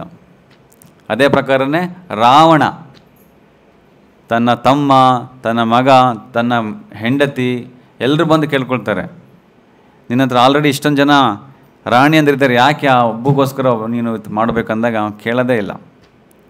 ಕೊನೆಗೆ ನಾಶ ಅಲ್ವಾ? ಸೊ ಹಾಗಾಗಿ ಇಲ್ಲಿ ಪರೀಕ್ಷಿತ್ ಮಹಾರಾಜರ ಮಗ ಜನಮೇಜಯ ಆ ಋಷಿಮುನಿಗಳು ಹೇಳಿದ ತಕ್ಷಣ ಅವ್ರು ಅಲ್ಲಿಗೆ ನಿಲ್ಲಿಸ್ಬಿಟ್ಟು ಅವರ ಆಶೀರ್ವಾದ ಪಡ್ಕೊಂಡು ಅಲ್ಲಿಗೆ ಬಂದಿರ್ತಕ್ಕಂಥ ಎಲ್ಲ ಸಕಲ ಬ್ರಾಹ್ಮಣರಿಗೆ ಸಾಕಷ್ಟು ಸಂಪತ್ತು ಕೊಡ್ತಾರೆ. ಕೊಟ್ಟ ಮೇಲೆ ತನ್ನ ಒಂದು ಆಸೆ ಏನಿರುತ್ತೆ, ತನ್ನ ತಂದೆ ಪರೀಕ್ಷಿತ್ ಈ ಥರ ಅನ್ಯಾಯವಾಗಿ ಒಂದು ಹಾವು ಬಂದು ಕಚ್ಚಿ ಸಾಯಿಸ್ತಲ್ಲ, ಬಟ್ ನನಗೆ ನಮ್ಮ ತಂದೆ ನೋಡಬೇಕನ್ನೋ ಒಂದು ಆಸೆನ ಅವರು ತಮ್ಮ ಗುರುಗಳಾದಂಥ ವೇದವ್ಯಾಸರಿಗೆ ಹೋಗಿ ಹೇಳ್ತಾರೆ, ನಮ್ಮ ತಂದೆನ ನೋಡ್ಬೋದಾ ಒಂದು ಬಾರಿ. ಆಗ ವೇದವ್ಯಾಸರು ತಮ್ಮಲ್ಲಿರ್ತಕ್ಕಂಥ ಒಂದು ಶಕ್ತಿನ ಉಪಯೋಗಿಸ್ಕೊಂಡು ಅವ್ರ ತಂದೆನ ಅವ್ರ ಮುಂದೆ ನಿಲ್ಲಿಸ್ತಾರೆ. ಜನಮೇಜಯನಿಗೆ ಎಲ್ಲಿಲ್ಲದ ಆನಂದ ತನ್ನ ತಂದೆನ ನೋಡಿ, ತನ್ನ ತಂದೆ ಮತ್ತು ವೇದವ್ಯಾಸರು ಇಬ್ಬರನ್ನ ಕೂರಿಸಿ ಆರಾಧನೆ ಮಾಡಿ ಅವರಿಗೆ ಪೂಜೆ ಮಾಡ್ತಾರೆ. ನಮಗೆ ಆಶ್ಚರ್ಯ ಆಗ್ಬೋದು, ಹೇಗೆ ವೇದವ್ಯಾಸರು ಈ ಥರ ಪರೀಕ್ಷಿತ್ ಯಾವಾಗಲೂ ದೇಹಾಂತ ಮಾಡಿರ್ತಕ್ಕಂಥವ್ರನ್ನ ಕರ್ಕೊಂಬಂದು ಇಲ್ಲಿ ನಿಲ್ಲಿಸ್ತಾರೆ, ಸಾಧ್ಯ ಹೇಗೆ? ನಾವೆಲ್ಲ ಓದಿದ್ದೀವಿ, ವೇದವ್ಯಾಸರು ಬೇರೆ ಯಾರೂ ಅಲ್ಲ, ಕೃಷ್ಣನ ಅವತಾರನೇ. ಅವರು ವೇದಗಳನ್ನ ನಮಗೆ ಕೊಡಲಿಕ್ಕೋಸ್ಕರ, ವೇದಗಳನ್ನ ನಮಗೆ ನೀಡಲಿಕ್ಕೋಸ್ಕರ ಕೃಷ್ಣನೇ ಇನ್ನೊಂದು ಅವತಾರ ತಗೊಂಡು ಬಂದಿರತಕ್ಕಂಥವ್ರು, ಸುಪ್ರೀಂ ಲಾರ್ಡ್ ಕೃಷ್ಣ. ಹಾಗಾಗಿ ಅವರು ಈ ಎಲ್ಲ ಒಂದು ಕಾರ್ಯಗಳನ್ನ ಮಾಡಲಿಕ್ಕೆ ಸಾಧ್ಯತೆ ಇದೆ. ಈ ಥರ ತುಂಬ ಎಕ್ಸಾಂಪಲ್ಸ್ ಇದ್ದಾವೆ. ಭಾಗವತಮಲ್ಲಿ ಚಿತ್ರಕೇತು ಅಂತ ಒಬ್ಬ ರಾಜ ಇರ್ತಾನೆ. ಎಷ್ಟು ಸಾಮ್ರಾಜ್ಯ ತುಂಬ ದೊಡ್ಡದಿರುತ್ತೆ, ತುಂಬ ದೊಡ್ಡದು. ಆದರೆ ಅವನಿಗೊಂದೇ ಒಂದು ಚಿಂತೆ, ನನಗೆ ನನ್ನ ದೇಹಾಂತರ ಆದಮೇಲೆ ನನ್ನ ಮಗ ಯಾರಾದರೂ ಒಬ್ಬನಿದ್ರೆ ಅವನು ನೋಡ್ಕೋಬೇಕು ಅಂತ. ಆದರೆ ಅವನಿಗೆ ಮಕ್ಕಳೇ ಇರೋದಿಲ್ಲ. ಎಷ್ಟೋ ಶಾಸ್ತ್ರ ಹೇಳ್ತಾರೆ, ಸಾವಿರಾರು ಜನ ರಾಣಿಂದ್ರಿರ್ತಾರೆ, ಆದರೆ ಒಬ್ರಿಗೂ ಮಕ್ಕಳಾಗಲ್ಲ. ಕೊನೆಗೆ ಒಂದು ಯಾಗ ಮಾಡಿಸ್ತಾನೆ. ಆ ಯಾಗದಲ್ಲಿ ಒಂದು ಯಜ್ಞ ಪ್ರಸಾದಂ ಕೊಟ್ಟು ತನ್ನ ಮೊದಲನೇ ಹೆಂಡತಿ ಕೊಟ್ಟಾಗ, ಆಗ ಮೊದಲನೇ ಹೆಂಡತಿ ಒಂದು ಮಗುಗೆ ಜನ್ಮ ಕೊಡ್ತಾನೆ. ಆ ಜನ್ಮ ಕೊಟ್ಟ ಮೇಲೆ ಅವ್ರು ಹೇಳ್ತಾರೆ, ಇವನಿಗೇನು ಹೆಸರು ಇಡಬೇಕು ಅಂತ ಕೇಳಿದಾಗ ಅವನ ಹೆಸರು ನೀವು ಇಡಬೇಕು ಏನು, ಹರ್ಷ ಶೋಕ. ಹರ್ಷ ಅಂದರೆ ಆನಂದ, ಶೋಕ ಅಂದರೆ ದುಃಖ. ಹರ್ಷ ಶೋಕ ಅಂತ ಇಡಿ ಅಂತಂತಾರೆ. ಅವನಿಗೆ ಆ ಮೂಮೆಂಟ್ಸಲ್ಲಿ ಗೊತ್ತಾಗಲ್ಲ, ಯಾಕಂದರೆ ಎಷ್ಟೋ ವರ್ಷಗಳಿಂದ ಕಾದಿರ್ತಕ್ಕಂಥ ಈ ಒಂದು ಸಂದರ್ಭದಲ್ಲಿ ಖುಷಿಯಲ್ಲಿ, ತೊಂದರೆಯಲ್ಲಿ ಆದರೆ ಸಿಟ್ಕೊಳ್ಳಿ, ನನಗೆ ಮಗ ಸಿಕ್ತನಲ್ಲ ಸಾಕು ಅನ್ನೋ ಒಂದು ಖುಷಿ ಇರ್ತಾರೆ. ಕೊನೆಗೆ ಹೀಗೆ ದಿನಗಳು ಕಳೆದಾಗ ರಾಜ ತನ್ನ ಮೊದಲನೇ ಹೆಂಡತಿ ಜೊತೆಗೆ ತುಂಬ ಸಮಯ ಕಳೀತಾ ಇರ್ತಾನೆ, ಮಗು ನೋಡ್ಕೊಳ್ತಾ ಇರ್ತಾನೆ. ಮಿಕ್ಕಿರ್ತಕ್ಕಂಥ ರಾಣಿಂದ್ರಿಗೆ ಕೋಪ, ನಮ್ಮ ಜೊತೆ ಬರ್ತಾಯಿಲ್ಲ ಅವನು, ಇಷ್ಟು ದಿನ ನಮ್ಮ ಜೊತೆಗಿದ್ದ, ಈಗ ಮಗು ಆದ ತಕ್ಷಣ ನಮ್ಮನ್ನೆಲ್ಲ ಮರ್ತುಬಿಟ್ಟ ಅಂತೇಳಿ ಎಲ್ಲ ರಾಣಿಯಂದ್ರೆ ಬಂದು ಸೇರಿಕೊಂಡು ಒಂದು ಡಿಸೈಡ್ ಮಾಡ್ತಾರೆ. ಏನು, ನಮ್ಮ ರಾಜ, ನಮ್ಮ ಪತಿ ಇವತ್ತು ನಮ್ಮನ್ನು ಮಾತಾಡಿಸ್ತಾ ಇಲ್ಲ, ಇದಕ್ಕೆ ಕಾರಣ ಆ ಮಗು. ಹಾಗಾದರೆ ಆ ಮಗುನ ಏನಾದರೂ ಮಾಡಿ ನಾವು ಅಂತೇಳಿ ಡಿಸೈಡ್ ಮಾಡಿದ ತಕ್ಷಣ ಒಂದಿನ ನೈಟ್ ಮಗು ಮಲ್ಕೊಂಡಾಗ ಹೋಗಿ ಆ ಮಗುಕ್ಕೆ ವಿಷ ಕೊಟ್ಬಿಡ್ತಾರೆ. ವಿಷ ಕೊಟ್ಟು ನೆಕ್ಸ್ಟ್ ದಿನ ಆ ರಾಣಿ ಹೋಗಿ ತನ್ನ ಮಗುನ ಎಬ್ಸಕ್ಕೆ ಹೋಗ್ತಾರೆ, ಮಗು ಎದ್ದೇಳೋದೇ ಇಲ್ಲ. ಗೊತ್ತಾಗುತ್ತೆ ತನ್ನ ಮಗ ಹೊರಟೋಗ್ಬಿಟ್ಟಿದ್ದೇನಂತ. ಇಷ್ಟು ಜೋರಾಗಿ ಅಳ್ತಾಳೆ ಅಮ್ಮ. ಆಗ ಚಿತ್ರಕೇತು ಎಲ್ಲೋ ಕಾಡಲ್ಲಿ ಇರ್ತಾನೆ, ಯಾವುದೋ ಒಂದು ಕೆಲಸದಲ್ಲಿ. ಗೊತ್ತಾಗುತ್ತೆ ಈ ಥರ ತನ್ನ ಮಗ ಈ ಥರ ವಿಷ ಕೊಟ್ಬಿಟ್ಟು ಸಾಯಿಸ್ಬಿಟ್ಟಿದ್ದಾರೆ ಅಂತ. ಆಗ ಆ ರಾಜ ಓಡ್ಕೊಂಡು ಬರ್ತಾನೆ, ಓಡ್ಕೊಂಬಂದು ನೋಡ್ತಾನೆ ತನ್ನ ಮಗ ಮಾತಾಡ್ತಾ ಇಲ್ಲ, ಮಗ ಪ್ರಾಣ ಹೊರಟೋಗ್ಬಿಟ್ಟಿದೆ. ಆಗ ತುಂಬ ದುಃಖ ಪಡ್ತಾನೆ. ಆ ಸಮಯದಲ್ಲಿ ನಾರದ ಮುನಿಗಳು ಬರ್ತಾರೆ ಅಲ್ಲಿಗೆ. ಬಂದು ಹೇಳ್ತಾರೆ, ನೋಡು ಪರೀಕ್ಷಿತ್, ಸರಿ ನೋಡು ಚಿತ್ರಕೇತು, ಇನ್ನು ಮಗನ ಹೆಸರಿಟ್ಟಿದ್ದೇನು, ಹರ್ಷ ಮತ್ತು ಶೋಕ. ಅದರ ಅರ್ಥ ಏನಂದರೆ, ನೀನು ಆ ಮಗು ಹುಟ್ಟಿದ ತಕ್ಷಣ ನಿನಗೆ ತುಂಬ ಹರ್ಷವಾಗೋಯ್ತು, ಆದರೆ ಆ ಹರ್ಷದ ಹಿಂದೆ ಶೋಕನ ಕೂಡ ತುಂಬ ಬೇಗನೆ ಬರುತ್ತೆ ಅಂತ ನಿನಗೆ ಗೊತ್ತಿರಲಿಲ್ಲ. ಈಗ ನೋಡು ಇಷ್ಟೊಂದು ಶೋಕಿಸ್ತಾ ಇದ್ದೆ ನೀನು ಅಂತ ಅವ್ರು ಹೇಳ್ತಾರೆ. ಆಗ ಆ ಚಿತ್ರಕೇತುಗೆ ಏನು ಹೇಳಿದ್ರು ಕೂಡ ಅವನಿಗೆ ತಡ್ಕೊಳ್ತಕ್ಕಂಥ ಶಕ್ತಿ ಇರೋದಿಲ್ಲ. ಆ ಸಮಯದಲ್ಲಿ ನಾರದ ಮುನಿಗಳು ಏನು ಮಾಡ್ತಾರೆ, ತಮ್ಮಲ್ಲಿರ್ತಕ್ಕಂಥ ಒಂದು ಶಕ್ತಿನ ಉಪಯೋಗಿಸಿ ಆ ಒಂದು ಮಗುನ ಮತ್ತೆ ಜೀವಂತಕ್ಕೆ ತರಿಸ್ತಾರೆ. ಮಲ್ಕೊಂಡಿರ್ತಕ್ಕಂಥ ಮಗು, ಸತ್ತೋಗಿರ್ತಕ್ಕಂಥ ಆ ಮಗು ಕುಂತ್ಕೊಳ್ಳುತ್ತೆ, ಕುಂತ್ಕೊಂಡು ಮಾತಾಡೋಕ್ಕೆ ಶುರು ಮಾಡುತ್ತೆ. ಎಲ್ರಿಗೂ ಆಶ್ಚರ್ಯ, ಏನಿದು ಈಗ ತಾನೇ ಸತ್ತೋಗಿರೋ ಮಗು ಈಗ ಕುಂತ್ಕೊಂಡು ಮಾತಾಡ್ತಿದ್ದಿಲ್ಲ ಅಂತ. ಅವಾಗ ನಾರಮ್ಮನಿ ಕೇಳ್ತಾರೆ, ನೀನು ಎಲ್ಲಪ್ಪ ಹೋಗಿದ್ದೆ ನೋಡಿ, ನಿನ್ನ ತಂದೆ ತಾಯಿಗಳೆಲ್ಲ ಕುಂತ್ಕೊಂಡು ಅಳ್ತಾ ಇದ್ದಾರೆ ನಿನಗೋಸ್ಕರ ಅಂತ ಹೇಳಿದಾಗ ಆ ಮಗು ಹೇಳುತ್ತೆ, ನನ್ನ ತಂದೆ ತಾಯಿನ ನಾನು ಇದಕ್ಕಿಂತ ಮುಂಚೆ ಯಾವುದೋ ಒಂದು ಪ್ರಾಣಿ ಜೀವನದಲ್ಲಿದ್ದೆ, ಅದಕ್ಕಿಂತ ಮುಂಚೆ ಒಂದು ಪಕ್ಷಿ ಆಗಿದ್ದೆ, ಆಮೇಲೆ ಅದಕ್ಕಿಂತ ಮುಂಚೆ ಒಂದು ಯಾವುದೋ ಒಂದು ತರಕಾರಿ ಆಗಿದ್ದೆ, ಅದಕ್ಕಿಂತ ಮುಂಚೆ ಒಂದು ಗಿಡ ಆಗಿದ್ದೆ, ಒಂದು ಹುಳ ಆಗಿದ್ದೆ. ಸೊ ಇವರು ಯಾವ ಜನ್ಮದಲ್ಲಿ ನನ್ನ ತಂದೆ ತಾಯಿಗಳು ಅಂತ ಕೇಳುತ್ತೆ ಆ ಮಗು. ಆ ಥರ ಹೇಳಿದ ತಕ್ಷಣ ಇವರಿಬ್ಬರಿಗೂ ಆಶ್ಚರ್ಯ. ತಂದೆ ತಾಯಿ ಚಿತ್ರಕೇತು ಮತ್ತು ತನ್ನ ಮೊದಲನೇ ಮಡತಿ, ನಿನಗೋಸ್ಕರ ಇಷ್ಟೆಲ್ಲ ಕಷ್ಟಪಟ್ಟು ನಾವು ಅಳ್ತಾ ಇದ್ದೀವಿ, ನೀನು ಯಾರು ತಂದೆ ತಾಯಿ ಅಂತ ಹೇಳ್ತೀಯಲ್ಲಪ್ಪ ಅಂತ ಅಂದ ತಕ್ಷಣ ಆ ಮಗು ಹೇಳುತ್ತೆ, ನಾನೊಂದು ಜೀವ, ಆತ್ಮ, ನನಗೆ ಒಂದು ಕಡೆ ನೆಲೆ ಇರೋದಿಲ್ಲ. ನಾನು ಮಾಡಿರ್ತಕ್ಕಂತಹ ಒಂದು ಕರ್ಮದ ಪ್ರಕಾರ ನನಗೆ ಬೇರೆ ಬೇರೆ ದೇಹಾಂತರ ಆಗ್ತಾ ಇರುತ್ತೆ. ಅದಕ್ಕೆ ಕೃಷ್ಣ ಭಗವದ್ಗೀತೆಯಲ್ಲಿ ಹೇಳ್ತಾರೆ, ತಥಾ ದೇಹಾಂತರ ಪ್ರಾಪ್ತಿ ಧೀರಸ್ತತ್ರನ ಮುಯ್ಯತಿ. ದೇಹಿನೋಸ್ಮಿನ್ ಯಥಾ ದೇಹೆ ಕೌಮಾರಮ್ಯವಂಜರ ತಥಾ ದೇಹಾಂತರ ಪ್ರಾಪ್ತಿ ಧೀರಸ್ತತ್ರನ ಮುಯ್ಯತಿ. ಧೀರ ಅಂದರೆ ಯಾರು ಈ ಒಂದು ದುಃಖ ಆದಾಗ, ಕಷ್ಟ ಬಂದಾಗ, ಸಾವು ಬಂದಾಗ ವಿಚಲಿತರಾಗಲ್ವೋ ಅವ್ರಿಗೆ ಧೀರ ಅಂತ ಕರೀತಾರೆ. ಎಲ್ರಿಗೂ ಭಯ ಆಗ್ತಕ್ಕಂಥ ಸನ್ನಿವೇಶ ಯಾವುದಂದರೆ ಸಾವು ಅಂತ ತಕ್ಷಣ, ಅದಕ್ಕಿಂತ ದೊಡ್ಡ ಭಯ ಬೇರೆ ಯಾವುದೂ ಇಲ್ಲ. ಆದರೆ ಆ ಸಂದರ್ಭದಲ್ಲೂ ಕೂಡ ಯಾರು ಧೃತಿ ಕೆಡದೇನೆ ಅದನ್ನು ಸ್ವೀಕರಿಸ್ತಾರೆ ಅವ್ರಿಗೆ ಧೀರ ಅಂತ ಕರೀತಾರೆ.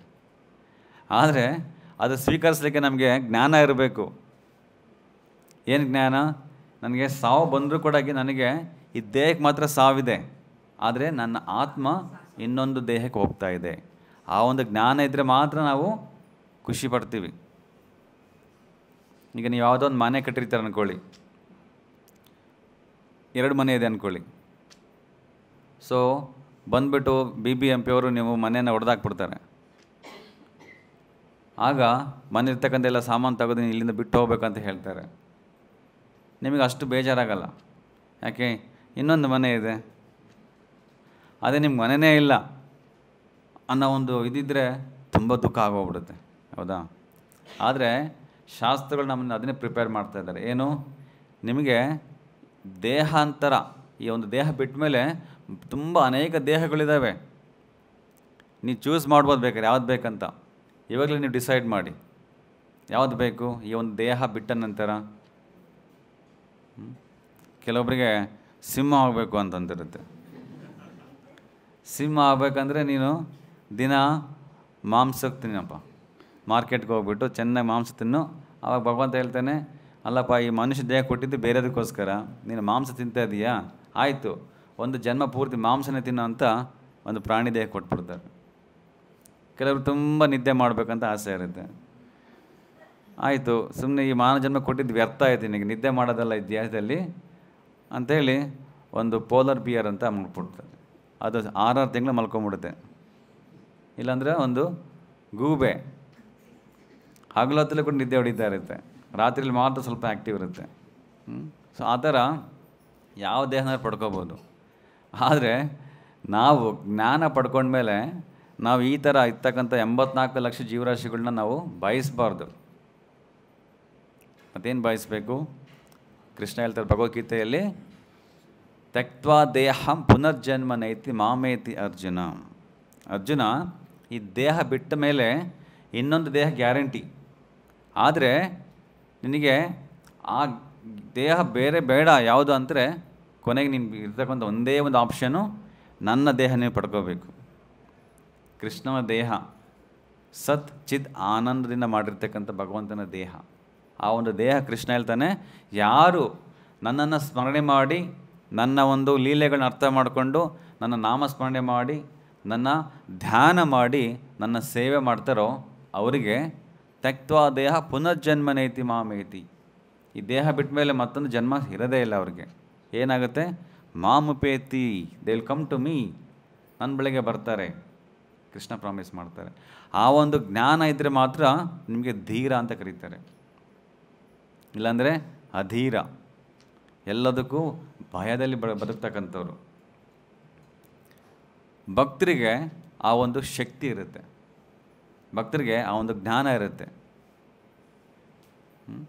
ಯಾವುದೇ ಕಷ್ಟ ಬಂದ್ರೂ, ಏನೇ ದುಃಖ ಆದರೂ ಕೂಡ ಅದು ಭಗವಂತನ ಇಚ್ಛೆ, ಭಗವಂತನ ಕೃಪೆಯಿಂದ ಬಂದಿದೆ. ಅದನ್ನು ಸ್ವೀಕರಿಸ್ತಕ್ಕಂಥ ಒಂದು ಭಾವನೆ ಇರಬೇಕು ನಮಗೆ. ಆಗ ಮಾತ್ರ ನಾವು ಮುಕ್ತಿಗೆ ಅರ್ಹರು. ಶೀತೋಷ್ಣ ಸುಖ ದುಃಖ, ಶೀತ ಮತ್ತು ಉಷ್ಣ, ಚಳಿ ಆದಾಗ, ಬೇಸಿಗೆ ಆದಾಗ, ಕಷ್ಟ ಬಂದಾಗ, ಸುಖ ಬಂದಾಗ ಯಾರು ಅದನ್ನು ಸಮನಾಗಿ ಸ್ವೀಕರಿಸ್ತಾರೋ ಅವ್ರಿಗೆ ಮಾತ್ರ ಮುಕ್ತಿ ಅಂತ ಕೃಷ್ಣ ಹೇಳ್ತಾನೆ ಭಗವದ್ಗೀತೆಯಲ್ಲಿ. ಸೊ ಹಾಗಾಗಿ ಈ ಒಂದು ಆ ಒಂದು ಚಿತ್ರಕೇತು ಗೊತ್ತಾದ ತಕ್ಷಣ ಈ ಥರ ನನ್ನ ಮಗ ಈ ಥರ ಮಾತಾಡ್ತಾ ಇದ್ದೇನೆ ಅಂದ ತಕ್ಷಣ ಅವನಿಗೆ ಎಲ್ಲದ ವೈರಾಗ್ಯ ಬಂದ್ಬಿಡುತ್ತೆ. ನಾನು ಇವನಿಗೋಸ್ಕರ ಇಷ್ಟೆಲ್ಲ ನಾನು ಕಷ್ಟಪಟ್ಟು ಇಷ್ಟೊಂದು ಸಂತೋಷ, ಇಷ್ಟೊಂದು ಆನಂದದಲ್ಲಿದ್ದೆ, ಕೊನೆಗೆ ಇವನು ನನಗೆ ಸಂಬಂಧ ಇಲ್ಲ ಅಂತ ಹೇಳಿದ ಮೇಲೆ ನಾನು ಯಾಕೆ ಸಂಬಂಧ ಬೆಳೆಸ್ಕೊಳ್ಳಿ ಅಂತ ಒಂದು ವೈರಾಗ್ಯ ಬರುತ್ತೆ. ಆಗಲೇ ಅಲ್ಲಿಂದ ತನ್ನ ಸಾಮ್ರಾಜ್ಯನ ತೊರೆದು ಗಂಗಾ ತೀರಕ್ಕೆ ಹೋಗ್ತಾರೆ. ಕೇವಲ ಅದೊಂದೇ ಸನ್ನಿವೇಶ ಇಲ್ಲ, ಇನ್ನೂ ಕೆಲವರಿಗೆಲ್ಲ ಆ ಒಂದು ಶಕ್ತಿ ಇರುತ್ತೆ ಇನ್ನೊಬ್ಬರನ್ನ ಮತ್ತೆ ಪುನರ್ಜನ್ಮ ಕೊಡ್ತಕ್ಕಂಥದ್ದು. ಬಲಿ ಮಹಾರಾಜ್ ಎಲ್ಲ ರಾಕ್ಷಸರ ರಾಜ, ದೇವತೆಗಳ ಜೊತೆ ಜಗಳ ಮಾಡಬೇಕಾದ್ರೆ, ಯುದ್ಧ ಮಾಡಬೇಕಾದ್ರೆ ಆ ಒಂದು ಸಂದರ್ಭದಲ್ಲಿ ಬಲಿ ಚಕ್ರವರ್ತಿ ತನ್ನ ಪ್ರಾಣ ಕಳ್ಕೊಂಡ್ಬಿಡ್ತಾರೆ.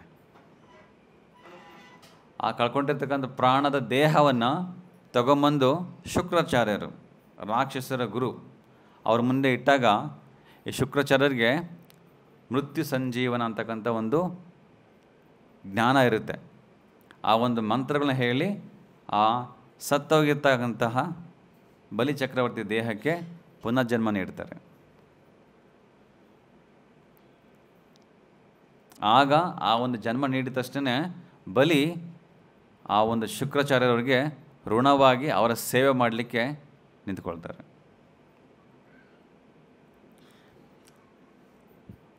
ಯಾಕೆ ಅವರಿಗೆ ಆ ಸೇವೆ ಮಾಡಬೇಕು? ಯಾಕೆಂದರೆ ತನಗೆ ಇನ್ನೊಂದು ಜನ್ಮ ಕೊಟ್ಟರಲ್ಲ ಅನ್ನೋ ಒಂದು ಉದ್ದೇಶದಿಂದ ಅಲ್ವಾ. ಈಗ ನಮಗೂ ಕೂಡ ನಮಗೆ ಜನ್ಮ ಕೊಟ್ಟಿದ್ದಾರೆ ತಂದೆ ತಾಯಿಗಳು, ಸೊ ನಾವು ಅವರ ಸೇವೆ ಮಾಡಬೇಕು ಅಲ್ವಾ. ಸೊ ಅದು ಒಂದು ಸೇವೆ, ಅದೊಂದು ಜನ್ಮ. ಆದರೆ ನಮಗೆ ಈ ಒಂದು ಆಧ್ಯಾತ್ಮಿಕ ಜೀವನಕ್ಕೆ ಬಂದ ಮೇಲೆ, ಭಗವದ್ಗೀತೆ ಓದೋಕ್ಕೆ ಶುರು ಮಾಡಿದ್ಮೇಲೆ, ಇಲ್ಲ ಪ್ರಭುಪಾದರ ಪುಸ್ತಕಗಳನ್ನ ಓದೋಕ್ಕೆ ಶುರು ಮಾಡಿದ್ಮೇಲೆ ನಮಗೆ ಇನ್ನೊಂದು ಥರ ಜ್ಞಾನ ಬರುತ್ತೆ. ಅದೇನೆಂದರೆ ಆಧ್ಯಾತ್ಮಿಕ ಜ್ಞಾನ. ಆಗ ಆ ಒಂದು ಜ್ಞಾನ ಸಿಕ್ಕ ಮೇಲೆ ನಮಗೆ ನಿಜವಾದ ತಂದೆ, ನಿಜವಾದ ನಮ್ಮ ತಾಯಿ ಯಾರು ಅಂತಕ್ಕಂಥ ಅರಿವು ಬರುತ್ತೆ. ಶಾಸ್ತ್ರಗಳ ಪ್ರಕಾರ ಶ್ರೀಕೃಷ್ಣ ಸರ್ವ ಯೋನೀಶು ಕೌಂತೆಯ, ಎಲ್ಲ ಯೋನಿಗಳ ಪ್ರಜಾ, ಎಲ್ಲ ಯೋನಿಗಳ ರಾಜ, ಎಲ್ಲ ಯೋನಿಗಳ ಒಡೆಯ ಕೃಷ್ಣ. ಅವಾಗ ಹೇಳ್ತಾರೆ ಕೃಷ್ಣ ಎಲ್ಲ ಜೀವಿಗಳ ತಂದೆ. ಸೊ ಆಗ ನಮಗೆ ಆ ಜ್ಞಾನ ಬಂದ ಮೇಲೆ ನಮಗೆ ಗುರುಗಳು ಆ ಒಂದು ದೀಕ್ಷಾ ವಿಧಾನದ ಮೂಲಕ ನಮಗೆ ಇನ್ನೊಂದು ಜನ್ಮ ಕೊಡ್ತಾರೆ. ಯಾರಾದರೂ ಹುಟ್ಟಿದ ತಕ್ಷಣ ಏನು ಮಾಡ್ತೀವಿ? ಅವನಿಗೆ ನಾಮಕರಣ ಮಾಡ್ತಿದ್ದಾನೆ, ಸರಿನಾ? ನಾಮಕರಣ ಮಾಡ್ತೀವಿ. ಅದೇ ಪ್ರಕಾರನೇ ಇಲ್ಲಿ ನಾವು ಈ ಒಂದು ಆಧ್ಯಾತ್ಮಿಕ ಜೀವನಕ್ಕೆ ಬಂದಮೇಲೆ ನಮಗೆ ದೀಕ್ಷಾ ವಿಧಾನದ ಮೂಲಕ ನಮಗೆ ಇನ್ನೊಂದು ನಾಮಕರಣ ಮಾಡ್ತಾರೆ. ಸೋ ಅಂಡ್ ಸೋ ದಾಸ, ಸೋ ಅಂಡ್ ಸೋ ದಾಸಿ ಅಂತ ಬರುತ್ತೆ, ರೈಟ್? ಯಾಕೆ ನಾವು ಹೆಸರು ಚೇಂಜ್ ಮಾಡ್ಕೋಬೇಕು? ಅದೇ ಹೆಸರು ಇರ್ಬೋಯ್ತಲ್ಲ? ಇಲ್ಲ, ಯಾಕೆಂದರೆ ಅದು ನಮಗೆ ಜನ್ಮ ಆದ್ಮೇಲೆ ಕೊಟ್ಟಿರ್ತಕ್ಕಂಥ ಹೆಸರು. ಇದು ನಮಗೆ ಜ್ಞಾನ ಉದಯ ಆದಮೇಲೆ ಸಿಗ್ತಕ್ಕಂಥ ಹೆಸರು. ಇದು ಎರಡನೇ ಜನ್ಮ. ಸೊ ಹಾಗಾಗಿ ನಮಗೆ ದ್ವಿಜ ಅಂತ ಕರೀತಾರೆ. ದ್ವಿಜ ಅಂದರೆ ಎರಡನೇ ಜನ್ಮ ಅಂತ. ಪಕ್ಷಿಗಳು ಕೂಡ ದ್ವಿಜ ಅಂತ ಕರೀತಾರೆ. ಯಾಕೆಂದರೆ ಪಕ್ಷಿಗಳು ಮೊಟ್ಟೆ ಇಟ್ಮೇಲೆ ಅದು ಫಸ್ಟ್ ಜನ್ಮ, ಅದಕ್ಕೆ ಮೊಟ್ಟೆಯಿಂದ ಹೊರಗಡೆ ಬಂದಮೇಲೆ ಸೆಕೆಂಡ್ ಲೈಫ್. ಸೊ ದ್ವಿಜ, ರೈಟ್? ಸೊ ಹಾಗಾಗಿ ಈ ಒಂದು ಮಾರ್ಗದಲ್ಲಿ ಸನ್ಮಾರ್ಗದಲ್ಲಿ ಯಾರು ಪಣ ತೊಟ್ಟು ಈ ಒಂದು ಆಧ್ಯಾತ್ಮಿಕ ಜೀವನವನ್ನು ಪ್ರಾಕ್ಟೀಸ್ ಮಾಡ್ತಾರೆ ಅವರಿಗೆ ಭಗವಂತನ ಕೃಪೆ ಖಂಡಿತವಾಗ್ಲೂ ಸಿಗುತ್ತೆ. ಸೊ ತನ್ನ ತಂದೆ ಆಗಿರ್ತಕ್ಕಂತಹ ಈ ಒಂದು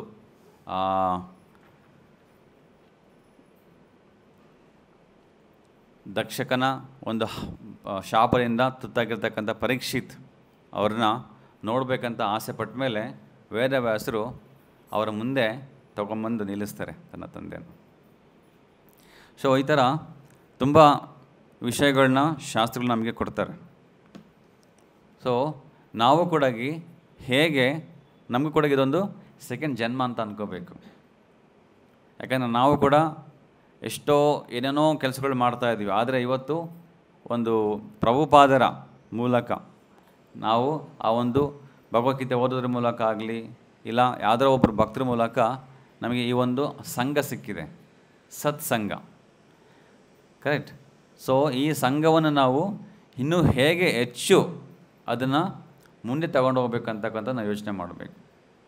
ಯಾಕಂದರೆ ನಮ್ಮ ಈ ಒಂದು ಜೀವನದ ಪ್ರಮುಖ ಅಂಗ ಏನು, ನಮ್ಮ ಜೀವನ ಪ್ರಮುಖ ಅಂಗ ನಮ್ಮ ಆಧ್ಯಾತ್ಮಿಕ ಆತ್ಮಕ್ಕೆ, ಆತ್ಮದ ಜ್ಞಾನ, ಅದು ಆಧ್ಯಾತ್ಮ. ಅದನ್ನು ನಾವು ವೃದ್ಧಿಸ್ಕೋಬೇಕು.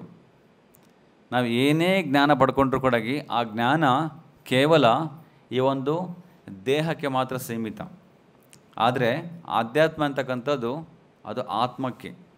ಸೊ ನಮ್ಮ ಈ ದೇಹಾಂತರ ಆದಮೇಲೆ, ಈ ದೇಹ ಬಿಟ್ಟ ಮೇಲೆ ನಮಗೆ ನಮ್ಮ ಜೊತೆ ಹೋಗ್ತಕ್ಕಂಥದ್ದು ಆತ್ಮ. ಸೊ ನಮ್ಮ ಬಳಿಗೆ ಯಾವುದು ಬರುತ್ತೆ ಅದನ್ನು ನಾವು ಒತ್ತು ಕೊಟ್ಟು ನಾವು ಅದ್ರ ಬಗ್ಗೆ ಕಾಳಜಿ ವಹಿಸಬೇಕು. ಕರೆಕ್ಟ್. ಇಲ್ಲ ಅಂದರೆ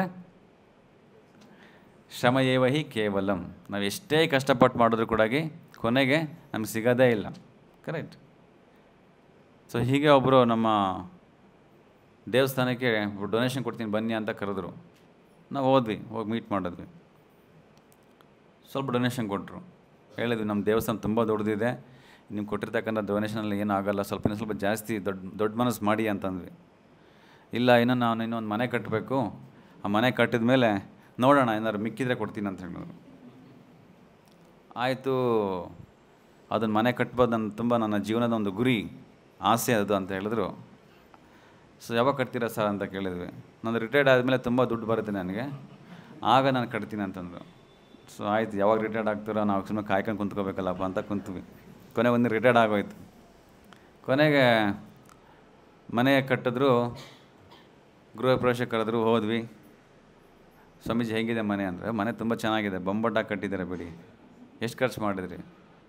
ಸುಮಾರು 2-3 ಕೋಟಿ ಖರ್ಚು ಮಾಡಿದ್ವಿ ಅಂತ ಹೇಳಿದ್ರು. ಓ, ತುಂಬ ಚೆನ್ನಾಗಿ ಖರ್ಚು ಮಾಡಿದ್ವಿ. ಓಕೆ, ಏನಾದ್ರು ಮಿಕ್ಕಿದೆಯಾ ದುಡ್ಡು?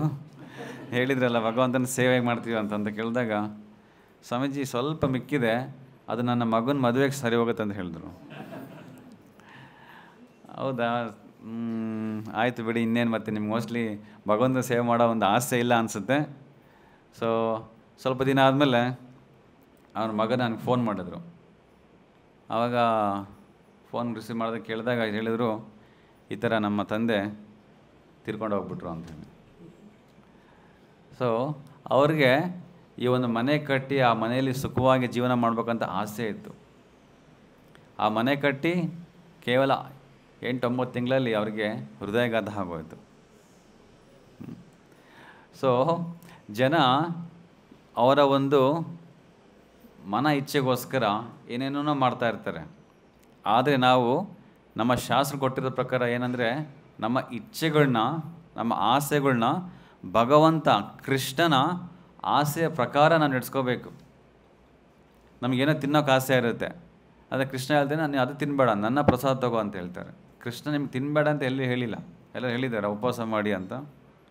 ಉಪವಾಸ ಮಾಡಬೇಕು ಏಕಾದಶಿ ದಿನ, ಆದರೆ ದಿನ ಉಪವಾಸ ಮಾಡಂತ ಎಲ್ಲಿ ಹೇಳಿಲ್ವಲ್ಲ. ಸೊ ಯಾವಾಗ ನಾವು ಕೃಷ್ಣನ ಹೇಳಿರ್ತಕ್ಕಂಥ ಒಂದು ಮಾರ್ಗನ ಫಾಲೋ ಮಾಡ್ತೀವೋ, that is called as Krishna ಪ್ರಜ್ಞೆ, Krishna consciousness. So Krishna conscious ಅಂತಂದರೆ ಕೃಷ್ಣ ನಮಗೆ ಕೊಟ್ಟಿರ್ತಕ್ಕಂಥ ಮಾರ್ಗದರ್ಶನದಲ್ಲಿ ನಡೀತಕ್ಕಂಥದ್ದು, ನಮ್ಮ ಗುರುಗಳು ನಮಗೆ ಹೇಳ್ತಕ್ಕಂಥ ಮಾರ್ಗವನ್ನು ಫಾಲೋ ಮಾಡ್ತಕ್ಕಂಥದ್ದು. ಯಾರು ಅದನ್ನು ಫಾಲೋ ಮಾಡ್ತಾರೆ ಅವರಿಗೆ ಕೃಷ್ಣ ಹೇಳಿದ ಪ್ರಕಾರನೇ ನಮ್ಮ ಒಂದು ಏನು ಎಲ್ಲ ಕರ್ಮಗಳನ್ನ ತೆಗೆದುಹಾಕಿ ಅಹಂತಂ ಸರ್ವ ಪಾಪಿಯಭ್ಯೋ ಮೋಕ್ಷೇಶಾಮಿ ಮಾಸುಚಃ. ಅಷ್ಟೇ ಅಲ್ಲದೆ ನಮಗೆ ಭಗವಂತ ನಮ್ಮ ತನ್ನ ಬಳಿಗೆ ಕರ್ಕೊಳ್ತಾನೆ ಅಂತ ಕೃಷ್ಣ ಪ್ರಾಮಿಸ್ ಮಾಡಿದ್ದಾರೆ ಭಗವದ್ಗೀತೆಯಲ್ಲಿ. ಪ್ರಾಮಿಸ್ ಅಂದರೆ ತುಂಬ ನಮಗೆ ಅವಾಗ ನಂಬಿಕೆ ಬರುತ್ತೆ. ಮಾಸುಚಾಹ ಪ್ರಾಮಿಸ್ ಮಾಡು ಅಂತ ಕೇಳ್ತೀವಲ್ವ. ಸೊ ಕೃಷ್ಣ ಆಯಿತು ನಾನು ಪ್ರಾಮಿಸೇ ಮಾಡ್ತೀನಿ ಅಂತ ಹೇಳಿದ್ದಾರೆ. ಸೊ ಇದನ್ನು ನಾವು ತುಂಬ ಸೀರಿಯಸ್ಸಾಗಿ ಫಾಲೋ ಮಾಡಬೇಕು. ಭಗವದ್ಗೀತೆ ನಮಗೆ ಸಿಕ್ಕಿರ್ತಕ್ಕಂಥದ್ದೇ ನಮ್ಮ ಒಂದು ಎಷ್ಟೋ ಜನ್ಮಗಳ ಪುಣ್ಯ. ಜೊತೆಗೆ ಗುರು ಸಿಕ್ಕಿರ್ತಕ್ಕಂಥದ್ದು ಇನ್ನೂ ಅದ್ಭುತ. ಶಾಸ್ತ್ರಗಳು ಹೇಳೋ ಪ್ರಕಾರ ಬ್ರಹ್ಮಾಂಡ ಭ್ರಮಿತೆ ಕೋನೆ ಭಾಗ್ಯವಾನ್ ಜೀವ್ ಗುರು ಕೃಷ್ಣ ಕೃಪಾಪಾಯ ಭಕ್ತಿ ಲತಾ ಬೀಜ್. ನಮಗೆಲ್ರಿಗೂ ಇವತ್ತು ಭಕ್ತಿ ಅಂತಕ್ಕಂಥ ಒಂದು ಬೀಜ ಸಿಕ್ಕಿದೆ. ಬೀಜ ಸಿಕ್ಕ ತಕ್ಷಣ ನಾವೇನು ಮಾಡಬೇಕು? ತಗೊಂಡೋಗಿ ಒಳ್ಳೆ ಮಣ್ಣು ಅಲ್ಲಿ ನಾವು ಅದನ್ನು ಬಿತ್ತಬೇಕು. ಸುಮ್ಮನೆ ಬಿತ್ತಿದಷ್ಟೇ ಆಗಲ್ಲ. ಅದನ್ನು ದಿನ ನಾವು ಅದಕ್ಕೆ ಬೇಕಾಗ್ತಕ್ಕಂತಹ ನೀರು, ಬೆಳಕು ಮತ್ತು ಗಾಳಿ ಎಲ್ಲದನ್ನು ಕರೆಕ್ಟಾಗಿ ಕೊಡ್ತಾ ಇರಬೇಕು. ಹೌದಾ? ಅವಾಗೇನಾಗುತ್ತೆ, ಆ ಬೀಜ ಬೆಳೆದು ಕೊನೆಗೆ ಒಂದು ಗಿಡವಾಗುತ್ತೆ. ಗಿಡ ಆದ ತಕ್ಷಣ ಆ ಗಿಡಕ್ಕೆ ಮತ್ತು ಏನಾದ್ರು ಬೇರೆ ಪ್ರಾಣಿಗಳು ಬಂದು ಅಟ್ಯಾಕ್ ಮಾಡ್ಬೋದು. ಆವಾಗ ಅದಕ್ಕೆ ಫೆನ್ಸಿಂಗ್ ಹಾಕ್ತಾರೆ, ಬೇಲಿ ಹಾಕಿ ಅದನ್ನು ರಕ್ಷಣೆ ಕೊಡಬೇಕು. ಆವಾಗೇನಾಗುತ್ತೆ, ಅದು ಇನ್ನೂ ಸ್ವಲ್ಪ ದೊಡ್ಡದಾಗಿ ಬೆಳೀತಾ ಹೋಗುತ್ತೆ. ಆಮೇಲೆ ಎಷ್ಟು ದೊಡ್ಡದಾದಮೇಲೆ ಆ ಒಂದು ಮರಕ್ಕೆ ನೀವು ನೀರು ಹಾಕೋದು ನೆಸೆಸಿಟಿ ಇಲ್ಲ. ಯಾಕಂದರೆ ಅದರ ಬೇರುಗಳು ದೀಪ ಒಳಗೋಗಿರ್ತವೆ, ಅಲ್ಲಿ ನೀರು ತಗೊಳ್ತಾ ಇರುತ್ತದು. ಆಗ ಆ ಮರದಲ್ಲಿ ಹಣ್ಣು ಬೆಳೆಯುತ್ತೆ. ಹೌದಾ? ಆ ಹಣ್ಣನ್ನು ನಾವು ಕಿತ್ತುಬಿಟ್ಟು ತಿನ್ನೋದಲ್ಲ, ಕೃಷ್ಣನಿಗೆ ಆಫರ್ ಮಾಡಬೇಕು. ಹೌದಾ? ಹಾಗೇ ನಮಗೆ ಭಕ್ತಿ ಲತಾ ಬೀಜ್, ಎಷ್ಟೋ ಬ್ರಹ್ಮಾಂಡಗಳನ್ನ ಸುತ್ತಾಕೊಂಡು ಬಂದಿರ್ತಕ್ಕಂಥ ಈ ಒಂದು ಆತ್ಮ ಕೊನೆಗೆ ಗುರು ಮತ್ತು ಕೃಷ್ಣ ಕೃಪೆಯಿಂದ ಇವತ್ತು ನಮಗೊಂದು ಭಕ್ತಿ ಅಂತಕ್ಕಂಥ ಬೀಜ ಸಿಕ್ಕಿದೆ. ಆ ಬೀಜನ ನಾವು ಬಿತ್ತಬೇಕು. ಬಿತ್ತೋದು ಮತ್ತು ಅದನ್ನು ಬೆಳೆಸೋದಂದರೆ ನಾವು ಪ್ರತಿದಿನ ಯಾರು ಭಗವಂತನ ನಾಮಸ್ಮರಣೆ ಮಾಡ್ತಾರೆ, ಹರೇ ಕೃಷ್ಣ ಮಹಾಮಂತ್ರ, ಹರೇ ಕೃಷ್ಣ ಕೃಷ್ಣ ಕೃಷ್ಣ ಹರೇ ಹರೇ, ಹರೇ ರಾಮ್ ರಾಮ ರಾಮ ಹರೇ ಹರೇ, ಈ ಒಂದು ಮಂತ್ರ ಆ ಒಂದು ಬೀಜಕ್ಕೆ ನೀರಾಗ್ತಂಗೆ. ಆಮೇಲೆ ಜೊತೆಗೆ ನೀವು ಈ ಒಂದು ಶಾಸ್ತ್ರಗಳ ಅಧ್ಯಯನ ಮಾಡಿದ್ರೆ ಅದಕ್ಕೆ ಆ ಒಂದು ಗಿಡಕ್ಕೆ ಒಂದು ಚೆನ್ನಾಗಿ ಬಿಸಿಲು ಬಿದ್ದಂಗೆ. ಆಮೇಲೆ ನೀವು ಇದ್ರ ಪ್ರಕಾರ ಸ್ವಲ್ಪ ಸ್ವಲ್ಪ ಸೇವೆ ಮಾಡಿದ್ರೆ ಟೆಂಪಲಲ್ಲಿ, ದೇವಸ್ಥಾನದಲ್ಲಿ, ಅದಕ್ಕೆ ಆ ಒಂದು ಬೀಜಕ್ಕೆ ಗೊಬ್ಬರ ಹಾಕ್ದಂಗೆ. ಅವಾಗೇನಾಗುತ್ತೆ, ತುಂಬ ಫಲವತ್ತಾಗುತ್ತೆ. ಆಗ ತುಂಬ ಚೆನ್ನಾಗಿ ಬರುತ್ತೆ ಫಸಲು ಅಲ್ವಾ? ಅದೇ ಪ್ರಕಾರನೇ ನೀವು ಈ ಒಂದು ಈಗ ಸದ್ಯಕ್ಕೆ ಬೀಜದ ಸ್ಟೇಜಲ್ಲಿದೆ. ಅದು ಚಿಕ್ಕ ಮರವಾಗುತ್ತೆ, ಚಿಕ್ಕ ಗಿಡವಾಗುತ್ತೆ. ಗಿಡ ಆದ ತಕ್ಷಣ ನೀವು ನನಗೆ ಹಣ್ಣು ಬರ್ತಾಯಿಲ್ಲ ಅಂತ ನೀವು ಎಕ್ಸ್ಪೆಕ್ಟ್ ಮಾಡಬಾರ್ದು. ಹಣ್ಣಿಗೋಸ್ಕರ ಟೈಮ್ ಬೇಕಾಗುತ್ತೆ. ಅಲ್ಲಿವರೆಗೂ ಸ್ವಲ್ಪ ತಾಳ್ಮೆಯಿಂದ ನಾವು ಅದನ್ನು ಫಾಲೋ ಮಾಡಬೇಕು ಪ್ರಾಸೆಸ್ನ. ಹೌದಾ? ಅದಕ್ಕೆ ರೂಪ ಗೋಸ್ವಾಮಿಯವರು ನಮಗೆ ಒಂದು 3 ಮಂತ್ರಗಳನ್ನ ಹೇಳ್ಕೊಡ್ತಾರೆ. 3 ಮಂತ್ರ ಅಂದರೆ ಉತ್ಸಾಹ, ನಿಶ್ಚಯ, ಧೈರ್ಯ. ಉತ್ಸಾಹ ಅಂದರೆ ಎಂಥೂಸಿಯಾಸಮ್, ತುಂಬ ಆಸಕ್ತಿ ಇರಬೇಕು. ಉತ್ಸಾಹ. ಧೈರ್ಯ ಅಂದರೆ ಪೇಷನ್ಸ್, ತಾಳ್ಮೆ. ನಿಶ್ಚಯ ಅಂದರೆ ಡಿಟರ್ಮಿನೇಷನ್, ಸ್ಥಿರವಾಗಿರಬೇಕು. ನೀವು ಈ ಒಂದು ಫಾರ್ಮುಲಾ ನೀವು ಎಲ್ಲೇ ಅಪ್ಲೈ ಮಾಡಿ ನಿಮಗೆ ಸಕ್ಸಸ್ ಗ್ಯಾರಂಟಿ. ನೀವು ಹೊರಗಡೆ ಎಲ್ಲ ಕೆಲಸದ್ರಲ್ಲೂ ಕೂಡ ಅಪ್ಲೈ ಮಾಡ್ಬೋದು. ಇಲ್ಲ, ಇದು ಮೇಯ್ನಾಗಿ ಆಧ್ಯಾತ್ಮಿಕ ಜೀವನದಲ್ಲಿ. ಕೆಲವರು ಬರ್ತಾರೆ, ಸ್ವಾಮೀಜಿ 1 ವಾರದಿಂದ ಜಪ ಮಾಡ್ತಾಯಿದ್ದೀನಿ, ನನ್ನ ಮಗ ಏನಿನ್ನು ಜಾಬ್ ಸಿಗ್ತಾಯಿಲ್ಲ ನೋಡಿ ಅಂತಾರೆ. ವಾರಕ್ಕೆಲ್ಲ ಜಾಬ್ ಸಿಕ್ಬಿಡುತ್ತಾ? ನೀವು ಜಾಬ್ ಸಿಗೋಕ್ಕೋಸ್ಕರ ಜಪ ಮಾಡ್ತಾಯಿದ್ದೀರಾ? ಜಾಬ್ ಸಿಕ್ಕ ತಕ್ಷಣ ಹರೇ ಕೃಷ್ಣ ಮಂತ್ರಕ್ಕೆ ಹರೇ ಕೃಷ್ಣ ಹೇಳ್ಬಿಡ್ತಾರೆ. ಸೊ ಭಗವಂತನ ಗೊತ್ತು ಇವರೆಲ್ಲ ನಮಗೆ ಕೊನೆಗೆ ಹರೇ ಕೃಷ್ಣ ಹೇಳೋರು ಇವರೆಲ್ಲ ಅಂತ. ಅದಕ್ಕೆ ಎಲ್ಲಿರ್ಬೇಕು ಅಲ್ಲೇ ಇಟ್ಬಿಡ್ತಾರೆ. ಆದರೆ ಈ ಒಂದು ಆಧ್ಯಾತ್ಮಿಕ ಜೀವನಕ್ಕೆ ಬಂದಮೇಲೆ ನಾವು ಈ 3ನ ತುಂಬ ಸ್ಟ್ರಿಕ್ಟಾಗಿ ಫಾಲೋ ಮಾಡಬೇಕಾಗತ್ತೆ. ಉತ್ಸಾಹ, ಎಂಥೂಸಿಯಮ್ ಕಾಪಾಡ್ಕೋಬೇಕು. ಓಕೆ, ಈ ವಾರ ನನಗೇನು ಬೇರೆ ಕೆಲಸ ಎಲ್ಲ ಆಯಿತು, ಟೆಂಪಲ್ಗೆ ಹೋಗಿ ಬರೋಣ ಅಂತ ನೋ. ಸಂಡೇ ಅಂದ ತಕ್ಷಣ ಬೆಳಗ್ಗೆ ಫಸ್ಟು ಇಸ್ಕಾನ್ ದೇವಸ್ಥಾನಕ್ಕೆ ಹೋಗೋಣ, ಭಗವಂತನ ದರ್ಶನ ಮಾಡೋಣ, ಕೀರ್ತನೆಗಳನ್ನ ಮಾಡೋಣ, ಪ್ರಸಾದ ಆಮೇಲೆ ಮಾಡೋಣ, ಭಾಗವತ ಶ್ರವಣ ಮಾಡೋಣ ಅಂತಕ್ಕಂಥ ಮನಸ್ಸಲ್ಲಿ ಆ ಒಂದು ಆಸೆ ಬರಬೇಕು. ಅದಕ್ಕೆ ಉತ್ಸಾಹ ಅಂತ ಕರೀತಾರೆ. ಸಂಡೇ ಯಾರ್ದೋ ಕರೀತಾರೆ, ಪಾರ್ಟಿಗೆ ಹೋಗೋಣ, ನನ್ನ ಬರ್ಡೇ ಇದೆ ಅಂದರೆ ಆಗಲ್ಲ. ಯಾಕೆ? ನನ್ನ ಉತ್ಸಾಹ ಅಲ್ಲಿ ಇಲ್ಲ. ಉತ್ಸಾಹ ನನಗಿರೋದು ಇಸ್ಕಾನ್ ಟೆಂಪಲಲ್ಲಿ ಅಂತ ಹೇಳಬೇಕು. ಉತ್ಸಾಹ, ಧೈರ್ಯ, ತುಂಬ ತಾಳ್ಮೆ ಇರಬೇಕು. 1 ವರ್ಷ 2 ವರ್ಷ 3 ವರ್ಷ ಬೆಳೀತಾ ಇರಬೇಕು ಕೃಷ್ಣ ಪ್ರಜ್ಞೆಯಲ್ಲಿ, ಆಯಿತಾ? ಸೊ ಸಡನ್ನಾಗಿ ನಾವು ರಿಸಲ್ಟ್ ಎಕ್ಸ್ಪೆಕ್ಟ್ ಮಾಡಬಾರ್ದು, ಸ್ವಲ್ಪ ವೇಟ್ ಮಾಡಬೇಕು. ಆ್ಯಂಡ್ ನಿಶ್ಚಯ, ದೃಢವಾಗಿರಬೇಕು. ಯಾವುದೇ ಕಾರಣಕ್ಕೂ ನಾವು ಇದನ್ನು ನಿಲ್ಲಿಸಬಾರ್ದು. ಕೆಲವರೆಲ್ಲ ಬರ್ತಾರೆ ದೇವಸ್ಥಾನಕ್ಕೆ, ಕಷ್ಟ ಇದ್ದಾಗ ಮಾತ್ರ ಭಗವಂತನ ಬರ್ತಾರೆ, ಆಮೇಲೆ ಭಗವಂತನ ಟಾಟಾ. ಸೊ ತುಂಬ ಕೇಸ್ಗಳಿದ್ದಾವೆ ಆ ಥರ, ಹೌದಾ? ಸೊ ಅವಾಗ ಭಗವಂತ ನಿಮಗೆ, ನೀವು ಎಷ್ಟು ಮಾಡಿದ್ದೀರೋ ಅಷ್ಟು ತಗೊಳ್ಳಿ, ಆಯಿತು. ನೀವು ಯಾವುದೇ ಒಂದು ಕೆಲಸ ಮಾಡಿದ್ರೆ ಆವತ್ತಿನ ದಿನ ಎಷ್ಟಾಗುತ್ತೆ ಕೂಲಿ ಅಷ್ಟು ಕೊಟ್ಟು ಕಳಿಸ್ಬಿಡ್ತಾರೆ. ಆದರೆ ನಾವು ಭಗವಂತನ ಬಳಿಗೆ ಬಂದಮೇಲೆ ನಾವು, ಭಗವಂತ ನನಗೆ ಬೇರೆ ಏನು ಆಸೆಗಳು ಬೇಡ, ಕೇವಲ ನಿನ್ನ ಒಂದು ಸೇವೆ ಮಾಡಲಿಕ್ಕೆ, ನಿನ್ನ ಒಂದು ನಾಮಸ್ಮರಣೆ ಮಾಡಲಿಕ್ಕೆ ನನಗೆ ಒಂದು ಅವಕಾಶ ಕೊಡು, ಶಕ್ತಿ ಕೊಡು ಅಂತ ಕೇಳ್ತಾರೆ. ಇದು ಪ್ರಹ್ಲಾದ್ ಮಹಾರಾಜರು ನಮಗೆ ಕೊಟ್ಟಿರ್ತಕ್ಕಂಥ ಒಂದು ಸಂದೇಶ. ಪ್ರಹ್ಲಾದ್ ಮಹಾರಾಜ್ ಸಾಕ್ಷಾತ್ ವಿಷ್ಣು, ನರಸಿಂಹ, ಭಗವಾನ್ ಮುಂದೆ ಬಂದು ಕೇಳ್ತಾರೆ, ಏನು ಬೇಕು ಪ್ರಹ್ಲಾದ್, ನನಗೆ ತುಂಬ ಖುಷಿಯಾಗಿದೆ, ಸಂತೋಷವಾಗಿದೆ, ಕೇಳು ಅಂದಾಗ ಭಗವಂತ, ನಾನು ನಿನ್ನ ಭಕ್ತಿ ಮಾಡಿದ್ದು ಯಾವುದೋ ಒಂದು ಕೇಳಲಿಕ್ಕೋಸ್ಕರ ಅಲ್ಲ, ನಾನು ಭಕ್ತಿ ಮಾಡಿದ್ದು ಬಿಸ್ನೆಸ್ಗೋಸ್ಕರ ಅಲ್ಲ, ನನಗೇನು ಈ ಥರ ಆಸೆ ಕೊಟ್ಟು ತೋರಿಸ್ಬೇಡ, ನನಗೆ ಏನು ಬೇಡ ನನಗೆ ಅಂತ ಕೇಳಿದಾಗ, ಇಲ್ಲ ನೀನು ಏನಾರು ಕೇಳಬೇಕು ಅಂತ ಅಂದಾಗ ಆ ಪ್ರಹ್ಲಾದ್ ಮಹಾರಾಜ್ ಹೇಳ್ತಾರೆ, ಆಯಿತು ಭಗವಂತ, ನೀನು ಕೊಡಬೇಕಂದ್ರೆ ನನಗೆ ಒಂದೇ ಒಂದು ಆಸೆ ಕೊಡು. ಏನು? ನನ್ನಲ್ಲಿ ಯಾವುದೇ ಒಂದು ದುರಾಸೆ ಇರದೇ ಮಾಡು ಅಂತ ಹೇಳ್ತಾರೆ. ಅದೇ ನನ್ನ ಒಂದು ಇಚ್ಛೆ. ನನ್ನ ಮನಸ್ಸಲ್ಲಿರ್ತಕ್ಕಂಥ ಎಷ್ಟೊಂದು ಕಾಮ ಸಂಕಲ್ಪಗಳೆಲ್ಲ ಇದ್ದಾವಲ್ಲ, ಅದನ್ನೆಲ್ಲ ದೂರ ಮಾಡು, ತೆಗೆದಾಕು, ಅದೇ ನನಗೆ ನೀವು ಕೊಡ್ತಕ್ಕಂಥ ವರ ಅಂತ ಕೇಳ್ತಾರೆ ನೋಡಿ. ಸೊ ಇದು ಸಾಕ್ಷಾತ್ ಭಕ್ತನ ಲಕ್ಷಣ. ಭಕ್ತ ಯಾವಾಗಲೂ ಭಕ್ತಿನ ಬೇಡ್ಕೋಬೇಕು, ಆಯಿತಾ? ಸೊ ಬೇರೆ ಏನು ಕೇಳ್ಕೋಬಾರ್ದು. ಸೊ ಇದು ನಮಗೆ ಶಾಸ್ತ್ರಗಳ ಮೂಲಕ, ನಮ್ಮ ಆಚಾರ್ಯಗಳ ಮೂಲಕ ಹಾಗೂ ಭಾಗವತ ಕೊಟ್ಟಿರ್ತಕ್ಕಂಥ ಎಷ್ಟೊಂದು ಪ್ರಸಂಗಗಳ ಮೂಲಕ ನಾವು ತಿಳ್ಕೊಳ್ತಕ್ಕಂಥ ಸನ್ನಿವೇಶ, ಆಯಿತಾ? ಸೊ ಇಲ್ಲಿ ನಿಲ್ಲಿಸೋಣ. ಶ್ರೀಮದ್ ಭಾಗವತಂ ಕಿ, ಜಗದ್ಗುರು ಶಿಲ ಪ್ರಭುಪಾದ ಕಿ.